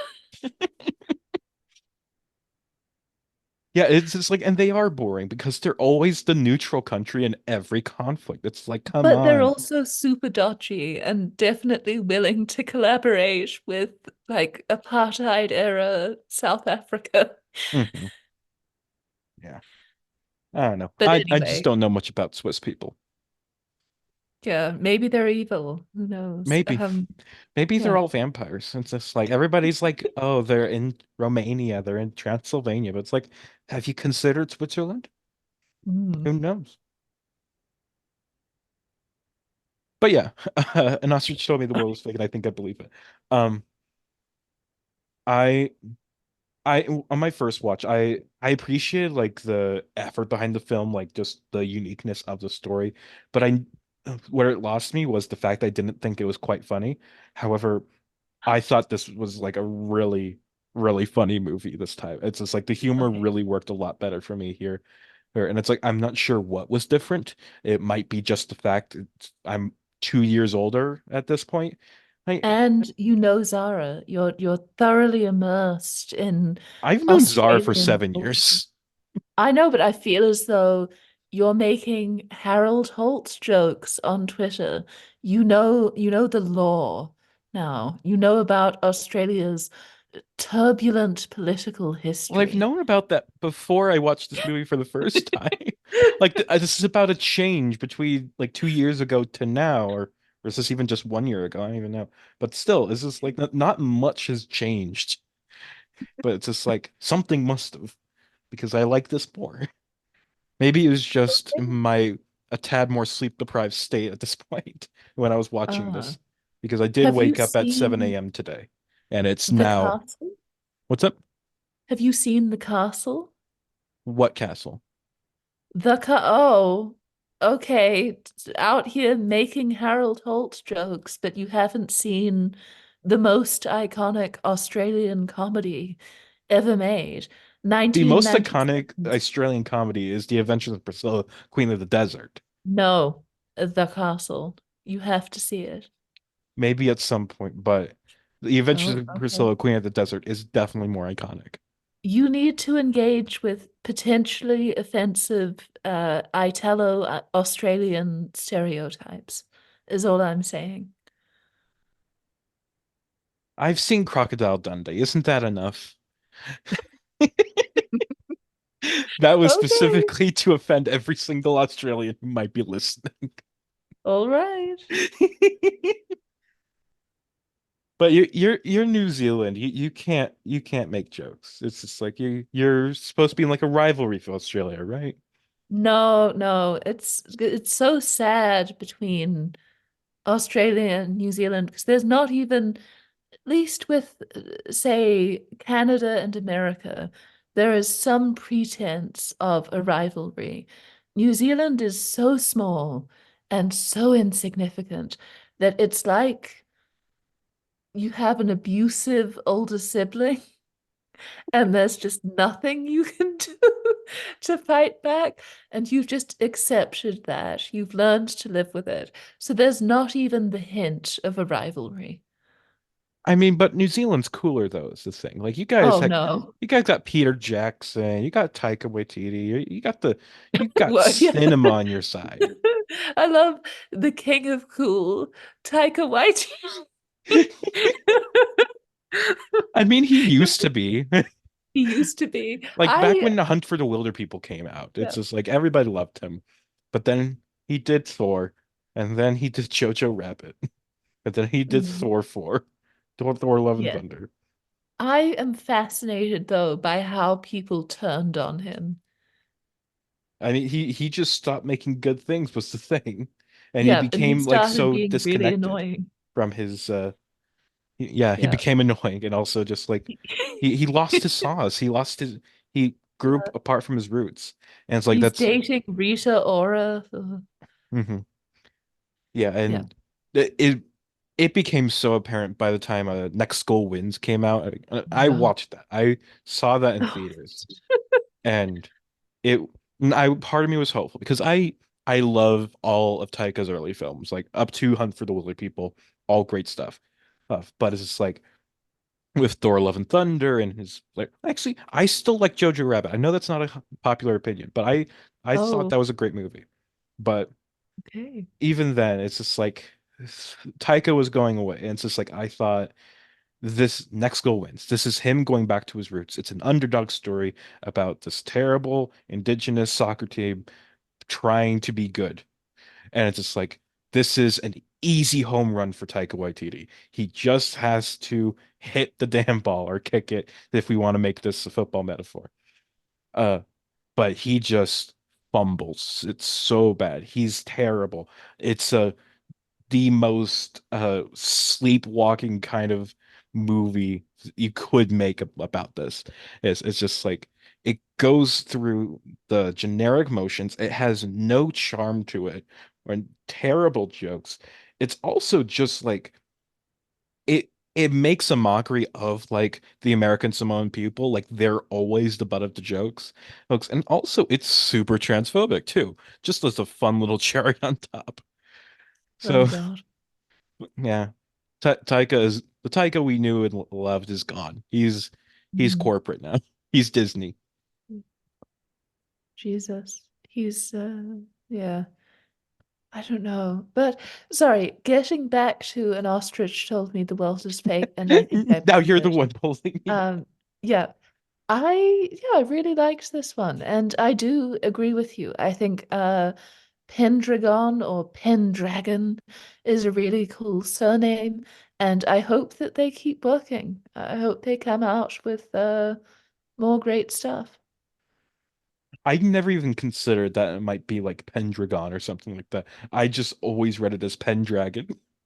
Okay, I only thought Pendragon because, much like Zara, I have read the trash Led Zeppelin biographies written by disgruntled former band managers.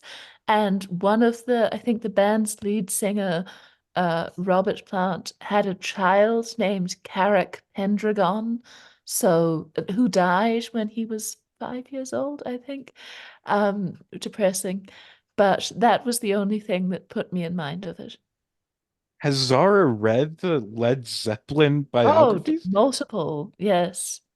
What? She mentioned it on Twitter. Oh, okay. Okay, they're fun because there is very obvious sexual tension between the author of the biography, who was their road manager or something, and the members of the band. And he'll describe how, oh, I was so pissed off with them that I couldn't stop looking at his glistening chest. And he's very clearly in denial about it. Okay. Interesting. So he's the E.M. Forster of his time. Okay. Uh, Completely off topic, but part of me was trying to remember, like, since we were talking about like Australia versus New Zealand and like the film spheres, like who has won more Oscars in this category? Because remembered like Adam Elliott, the guy who made Mary Max, but won an Oscar for Harvey Crumpet. But I was like, has New Zealand ever won an Oscar? Has any New Zealander ever won Best Animated Short? And unfortunately, no. There's only been Yeah, two that New is Zealand true. Oscar nominees in this category. That was for Frog the Dog and Devil and for Triangle. For those of you who listen to those episodes, remember those movies. Those are good movies, but Australian has like three different winners in this category, including of the aforementioned Harvey Crumpet and Hmm. Leisure, and there was another one, but I've already gone away from the page, so I don't remember who it was. But there's another winner. Yeah. But yeah, fun facts. Mm. Anyway, Ostrich. Uh, Speaking of, I like the ostrich in this movie a lot. One of Ooh. my main thoughts when the first time I watched it was that I really wanted more of the ostrich. But even just on this time and just like in the time it's given, he's still just a fun little guy. And it's just like just in there. He comes in at night and is just like, hey, your world's a lie. Question everything, bitch, and leaves. And then he has the little commercial. Mm. It's like, okay, there's this short that I've been trying to get you to watch for, it might be years at this point, Really? called Normal by Julie Catty, that you haven't seen yet, that I'm going to take the opportunity now to badger you into doing it. This is going to be like in the documentary Gaga 5'2", in which Lady Gaga attempts to coerce an older family member into having an emotional response to the fact that she named her album Joanne, even though she didn't know the older member of her family named Joanne. I'm putting it in my watch lists just for you. Okay, thank you. It's from 2020. I I already think found you it. already have it in your watch list. I had it in the 2020s watch list, but Ah, now okay. it's in the main watch list. Oh my gosh, you're so organized. You have different watch lists. Oh, Yeah, oh. this was a recent invention because I realized, so I had the generic letterbox watch list that I just has like 10,000 movies in it. And I was like, you know what? This is terrible. I need to make a smaller watch list with just the films I like deem important that I really want to watch. And then that got to like 1,500. And I was just like, okay, we need to really, really make a actual watch list of things I actually want to see. And so Mm. that's when I decide to have watch lists for the different decades and then one big one of just the films I really want to see. And I did that a few months ago and now it only has like 300, 400 movies in it, which might sound like a lot, but it's not compared to the other Mm. watch lists. But yeah, just a little insight into my letterboxed lists. Yes. Um, but sorry, I really enjoyed this short. I think it's really solid. I like the fact that the Aussies are doing well in this category, even though I'm supposed to have a rivalry with them. And I have to admit, watching these was a real pick me up because I have been failing horribly, miserably in other areas of life. I watched all of these after getting home from a German class where I was struggling. Okay, for the life of me, and this shouldn't even be a challenging part of learning a language, I keep forgetting the word for yellow. And it frustrates me to no end. My brain is actively working against me. That sounds terrible. I'm so sorry. I know it's depressing. I will be walking along and I'll think, why, why are you forgetting it? And then it will come to me, but an hour later. But other than that, things have been fun. I'm hanging out with people. I'm watching a lot of just kind of bad German movies, but it's all for a purpose. Mhm. So yeah, sorry for that Hey, digression. it's okay. It's like it's important to talk about your mental health and stuff. And as as a great boy once said, always remember you're enough just as you are. Or maybe that was the horse. I forget. And now Uh I'm gonna eat some cake. yes. Uh, if that other great quote, if at first you don't succeed, eat have some cake. Mm. And do you want more quotes? I can give you more quotes, just to like help you feel better because this definitely is working. Life is difficult, but you are loved. Of uh uh, what's the bravest thing you ever said? Help. Uh, is this working? Anyway, uh, Okay, is it ranking time?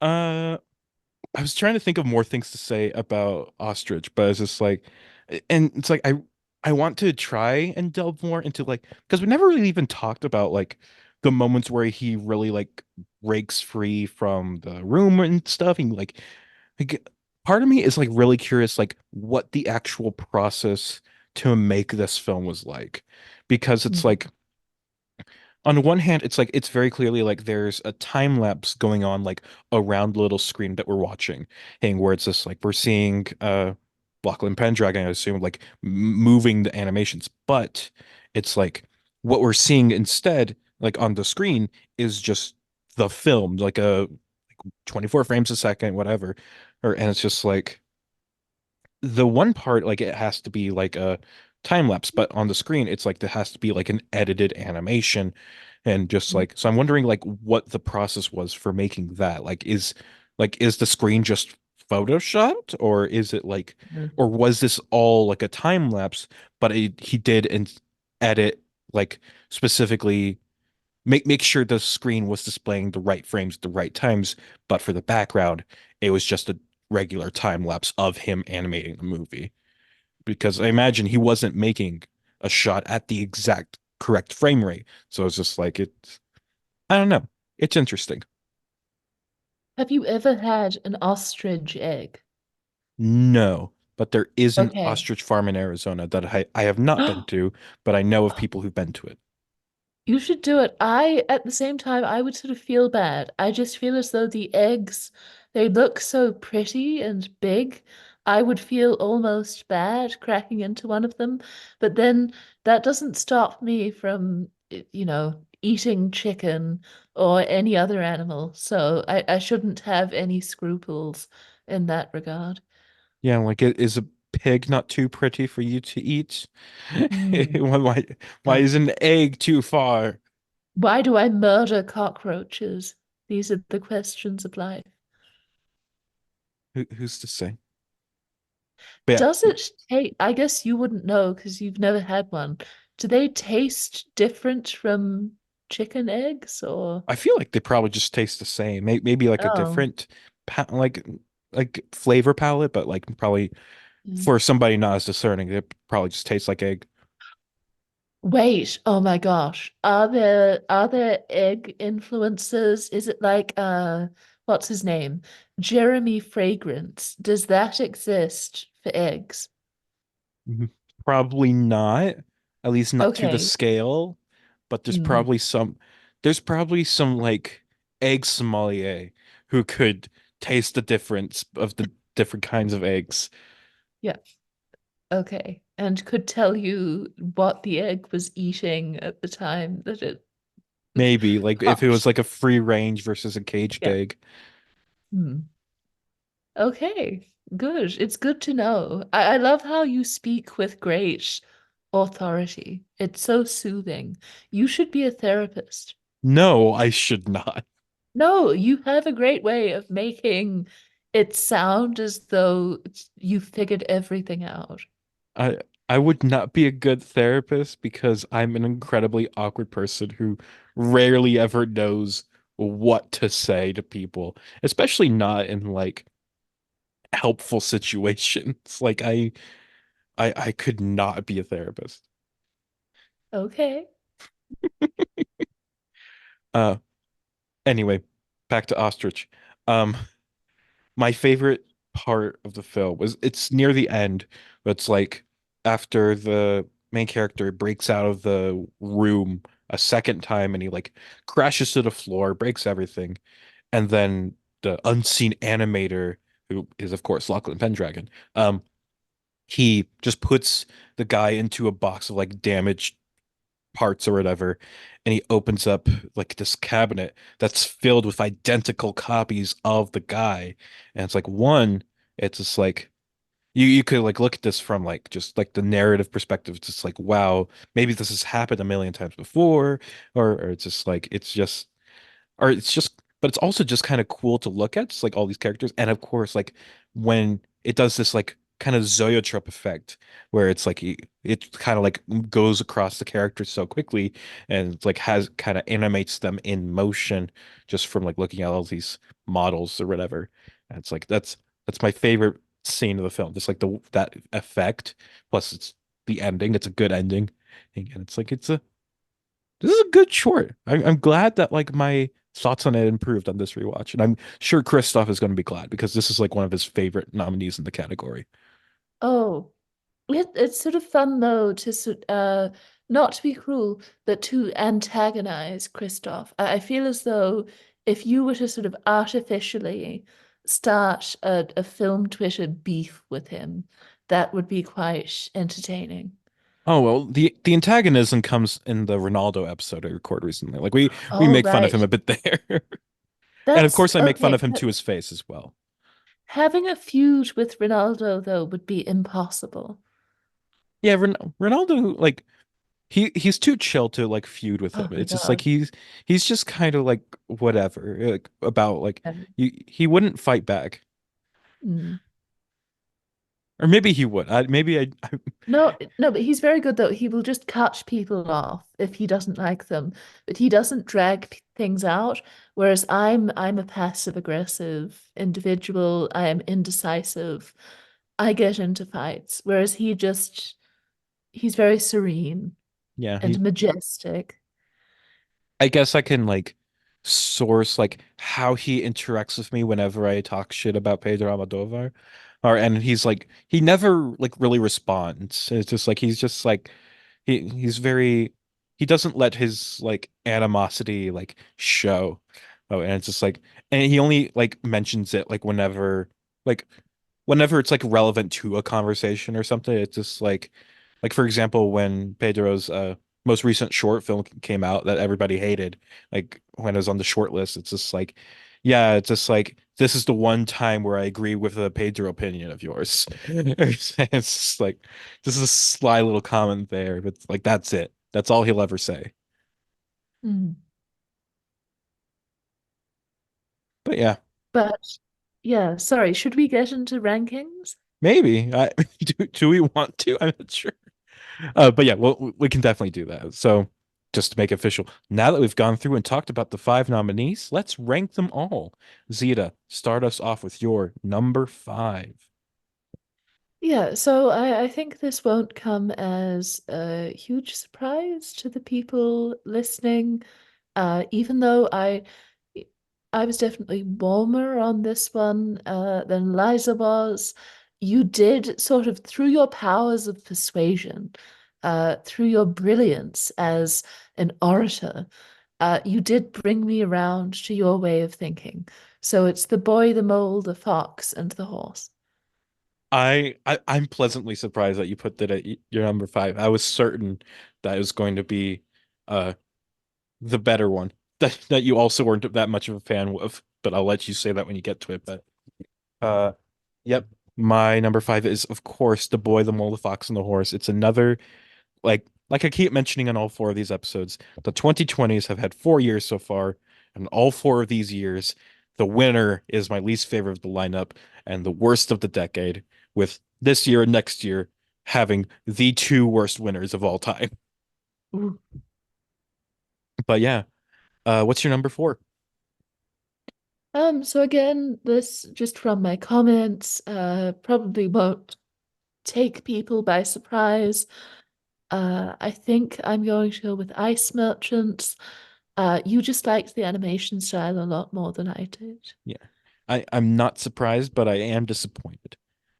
Uh, my number four is The Flying Sailor. From this point on, it's all great movies for me. Flying Sailor.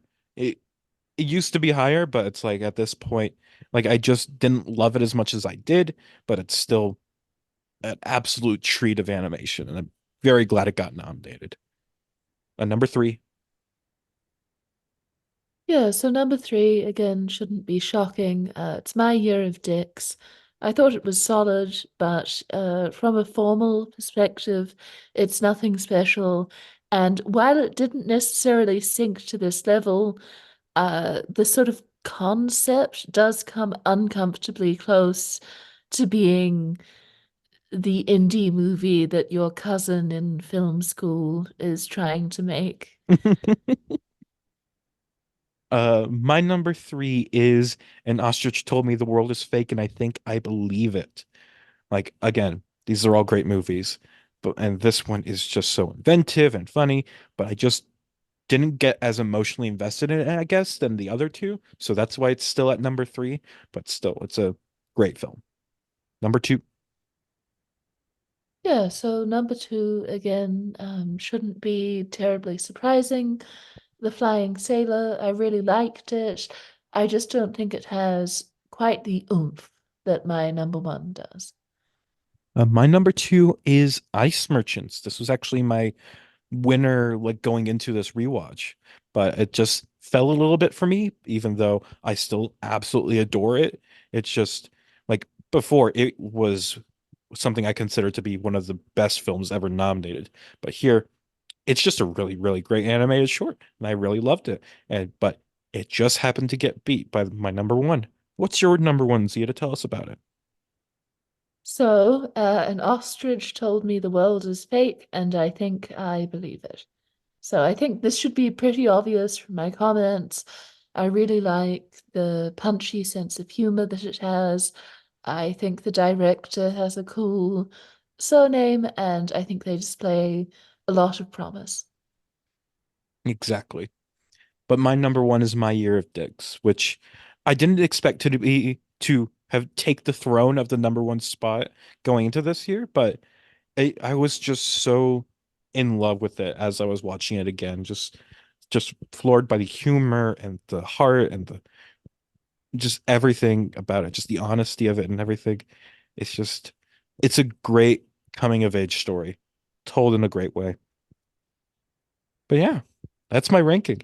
And you said that you're ranking like for each of your spots. It's like this is probably very expected, but it's like I was not expecting that ranking at all. Like I Oh, like I think I was like maybe I could have guessed that Ostrich would be your number one, but the rest of them I did not guess. Like I was not thinking I'm you're going that way. unpredictable. I'm like the Kiwi Stellan Skarsgård. What is that a movie of his? Unpredictable? No, I was just thinking of that interview that he did about getting cast in Mamma Mia, where he was saying, people didn't expect me to do this. But once I realized that my job was just to stand there and look cute, I got with the program. Which, to be honest, he's a very handsome man. I Yeah. don't know many people who wouldn't go to bed with him.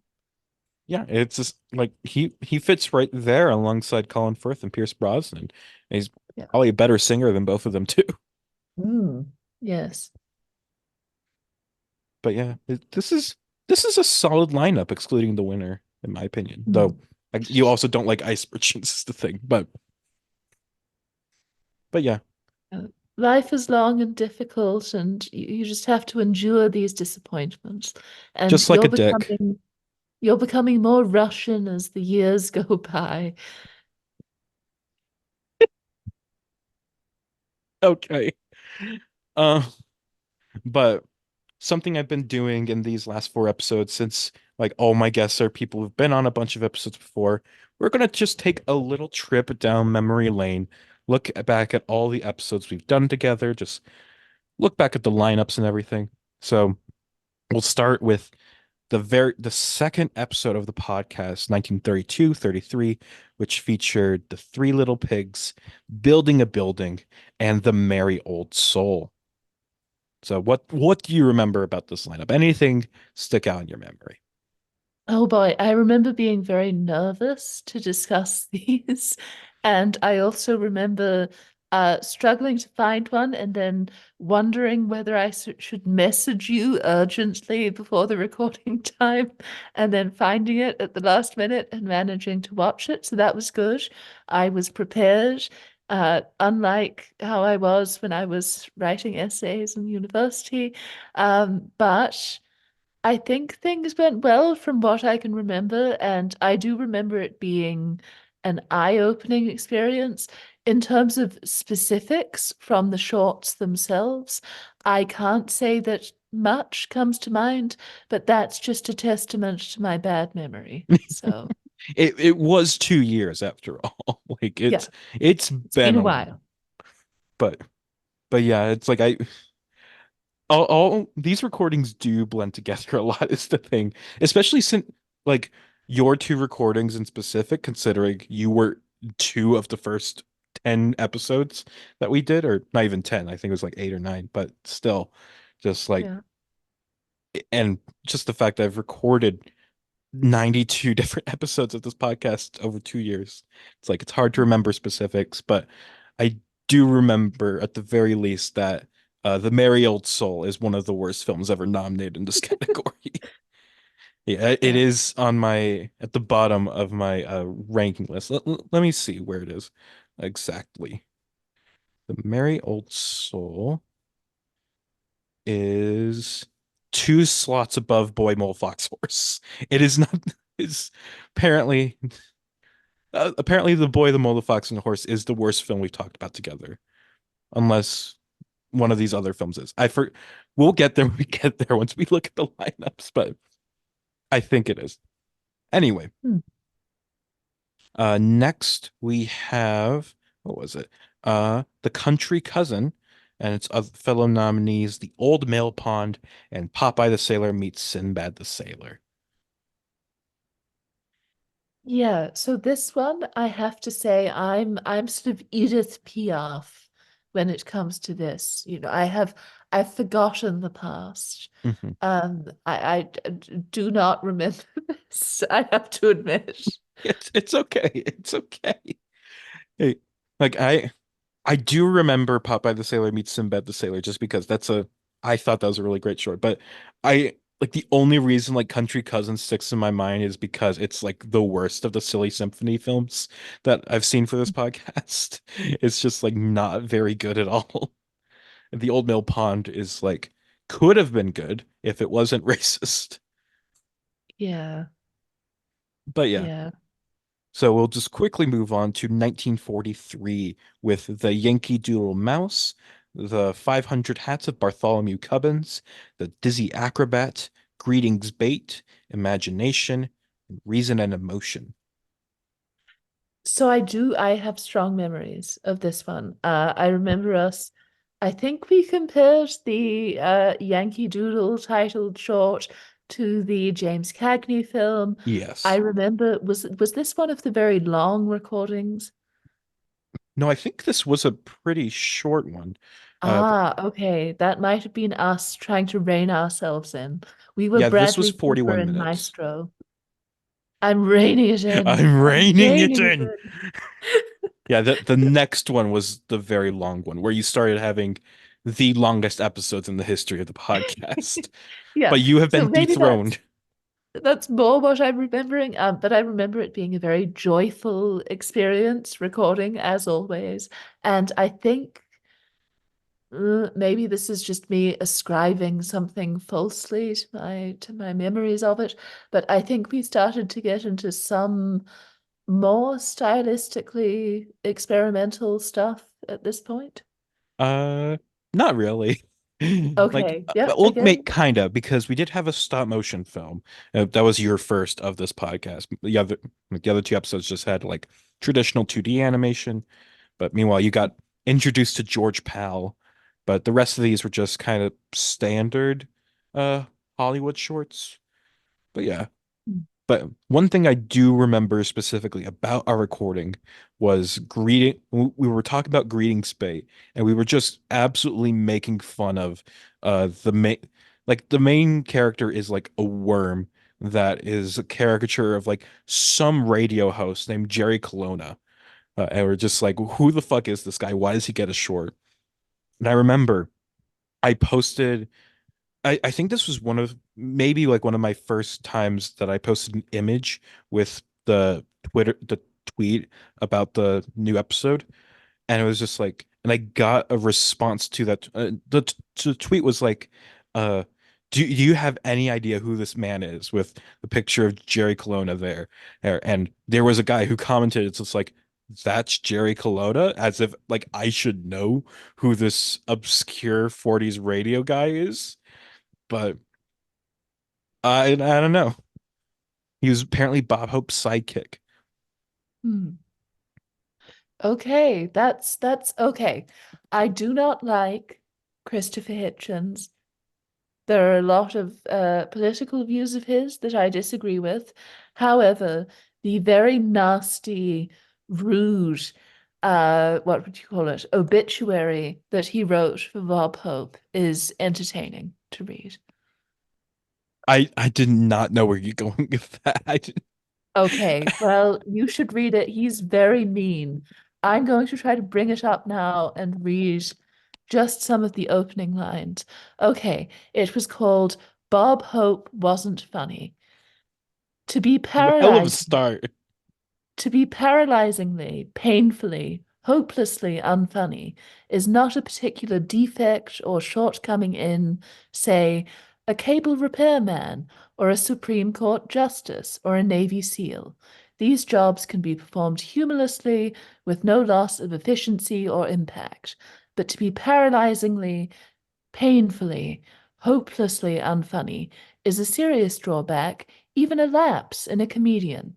And the late Bob Hope devoted a fantastically successful and well remunerated lifetime to showing that a truly unfunny man can make it as a comic. There is a laugh here, but it is on us. I mean, And he that's just just, untrue. He was funny. oh, okay. It's just like Like I've seen the old clips of the Oscars when he hosted. He's hilarious. All right, well, I disagree. Damn. Okay. Another thing we disagree on. Ice Yeah. Merchants Oh. and Bob Hope. Mm. Your British king, Bob Hope. He's British? What? Yes, born in England. Oh, Gross. yeah, see? Probably went to school in Belgium. No, he didn't, but uh, Anyway, next we have 1960, and this is one of the first really long ones. We have Monroe, Goliath the Second, High Note, Mouse and Garden, and A Place in the Sun. mm. Again, I think we had fun with this one. I think getting into uh, uh, maybe a more luxurious period for the category. There did seem to be more excess on display. That was interesting. And more generally, talking your ear off for hours on end, can be enjoyable. Yeah, so this episode was, how long was it? It was 93 minutes, the first episode over an hour and a half. And okay, no, not what part of me thought it was the first episode over an hour, but no, it wasn't. But yeah, first episode over an hour and a half. It broke Christoph's old record of longest episode. Uh, but yeah, I do remember this one specifically because I remember us having like political discussions about like or like the political implications of Monroe and A Place in the Sun and things like that. And you were like very excited to talk about the politics of the films, I remember. Ah, okay. Wait, oh my gosh. And then we got into how Animal Farm is just a CIA propaganda film. Yes. Yeah. You educated me on Hollis and Bachelor. Yes, yes. And I think that's also a discussion we had on a later episode as well. And I Oh, didn't remember it the first time. And so you just explained it to me again. oh boy. Yeah, Oh, that is okay. It is funny to me though when right-wing people try to present George Orwell as this right-wing figure. That's very strange, but sorry, getting back to the point. hmm. But yeah, uh, that was a really fun year though. Like even if not all the films were great, like Goliath 2 kind of sucks. High Note was whatever to me. I think you liked High Note, but I Ah, did not. hmm, Uh, well, I did. It was fine. It just wasn't notable. And then Mouse and Garden is whatever. hmm. But yeah, Monroe is one of my favorites though. It's a winner I think about a lot. And it's even in the introduction song to this podcast. It's one of the clips I include where little Monroe says, "I'm only four." Hmm. But anyway, we'll move on to the next episode, which is 1979's Every Child, alongside Dream Doll and It's So Nice to Have a Wolf Around the House, I which, remember this being fun just because late 70s Oscars, always a bit weird, very strange, just in terms of the clash between the different choices that they were making. And oh, again, I might be misremembering things, but I feel as though the ones that we covered for this episode were more long form. um, me, yes, I think so because Dream Doll was pretty significant one. I think I think Every Child was like 6 or 7 minutes, but yeah, uh, It's So Nice to Have a Wolf Around the House was like 20 minutes, I think. Hmm. Good. But yeah, and this was also your first experience with the NFB. You also got Yeah. a British Yugoslavian co-production in Dream Doll with Godfrey and Gergich, and then we had the Wait, American did we talk about the bluebird on this episode? maybe. Okay. Yeah, I think you were comparing it to Dream Doll for some reason. Because people forget that in the mid 1970s, Jane Fonda and Elizabeth Taylor and Ava Gardner went to the Soviet Union to make a flop George Cukor movie. Now I'm remembering the discussion. Yes. You did bring that up. But yeah, this was another really good episode. But after that, we have 1985 with Anna and Bella, The Big Snit, and Second Class Mail. Hmm. Oh, I remember the big snitch being great.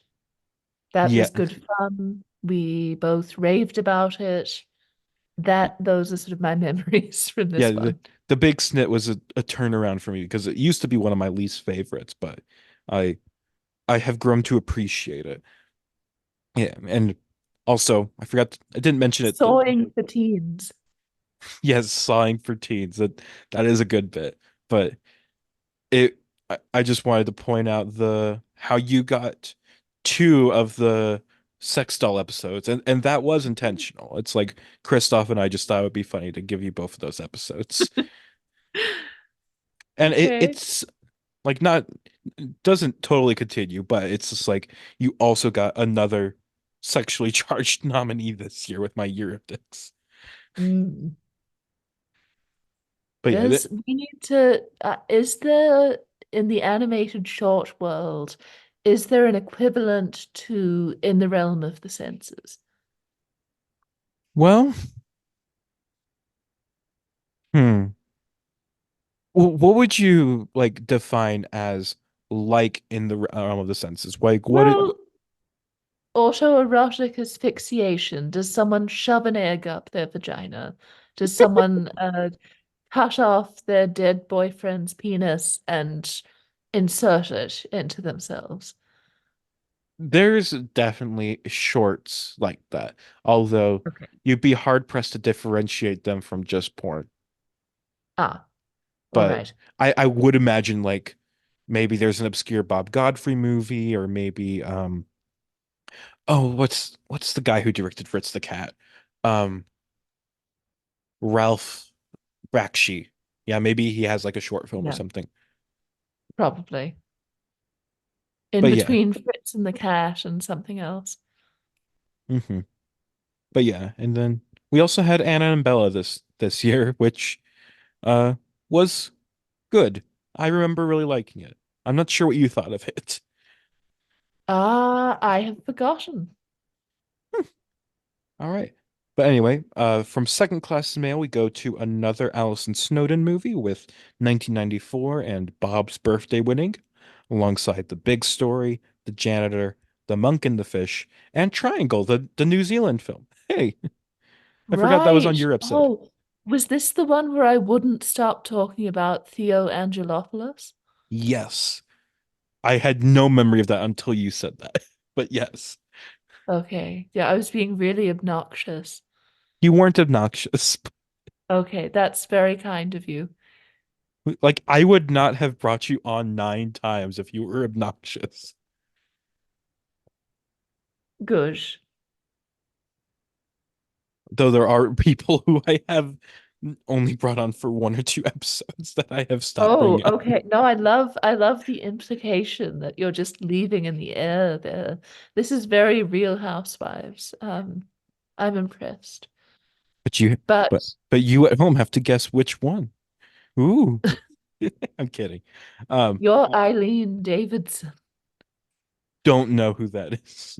Wait, I don't think there's a Real Housewives franchise in Albuquerque or Scottsdale.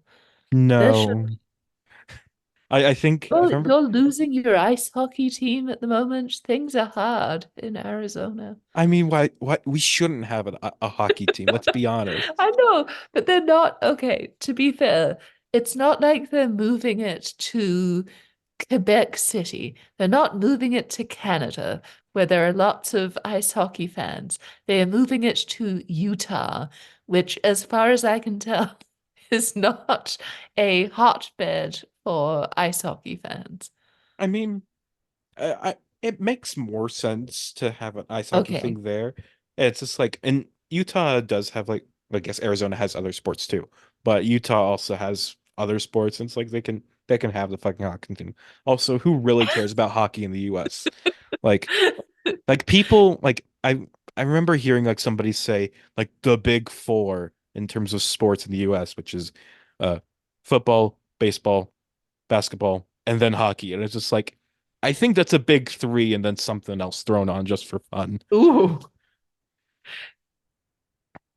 Okay. So you're more of a fan of the KHL then.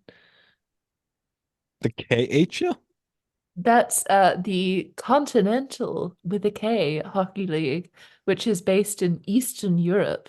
And I mean, there, I'm not a fan of hockey. okay, but I'm saying that's a league where they don't even try to pretend that things aren't corrupt.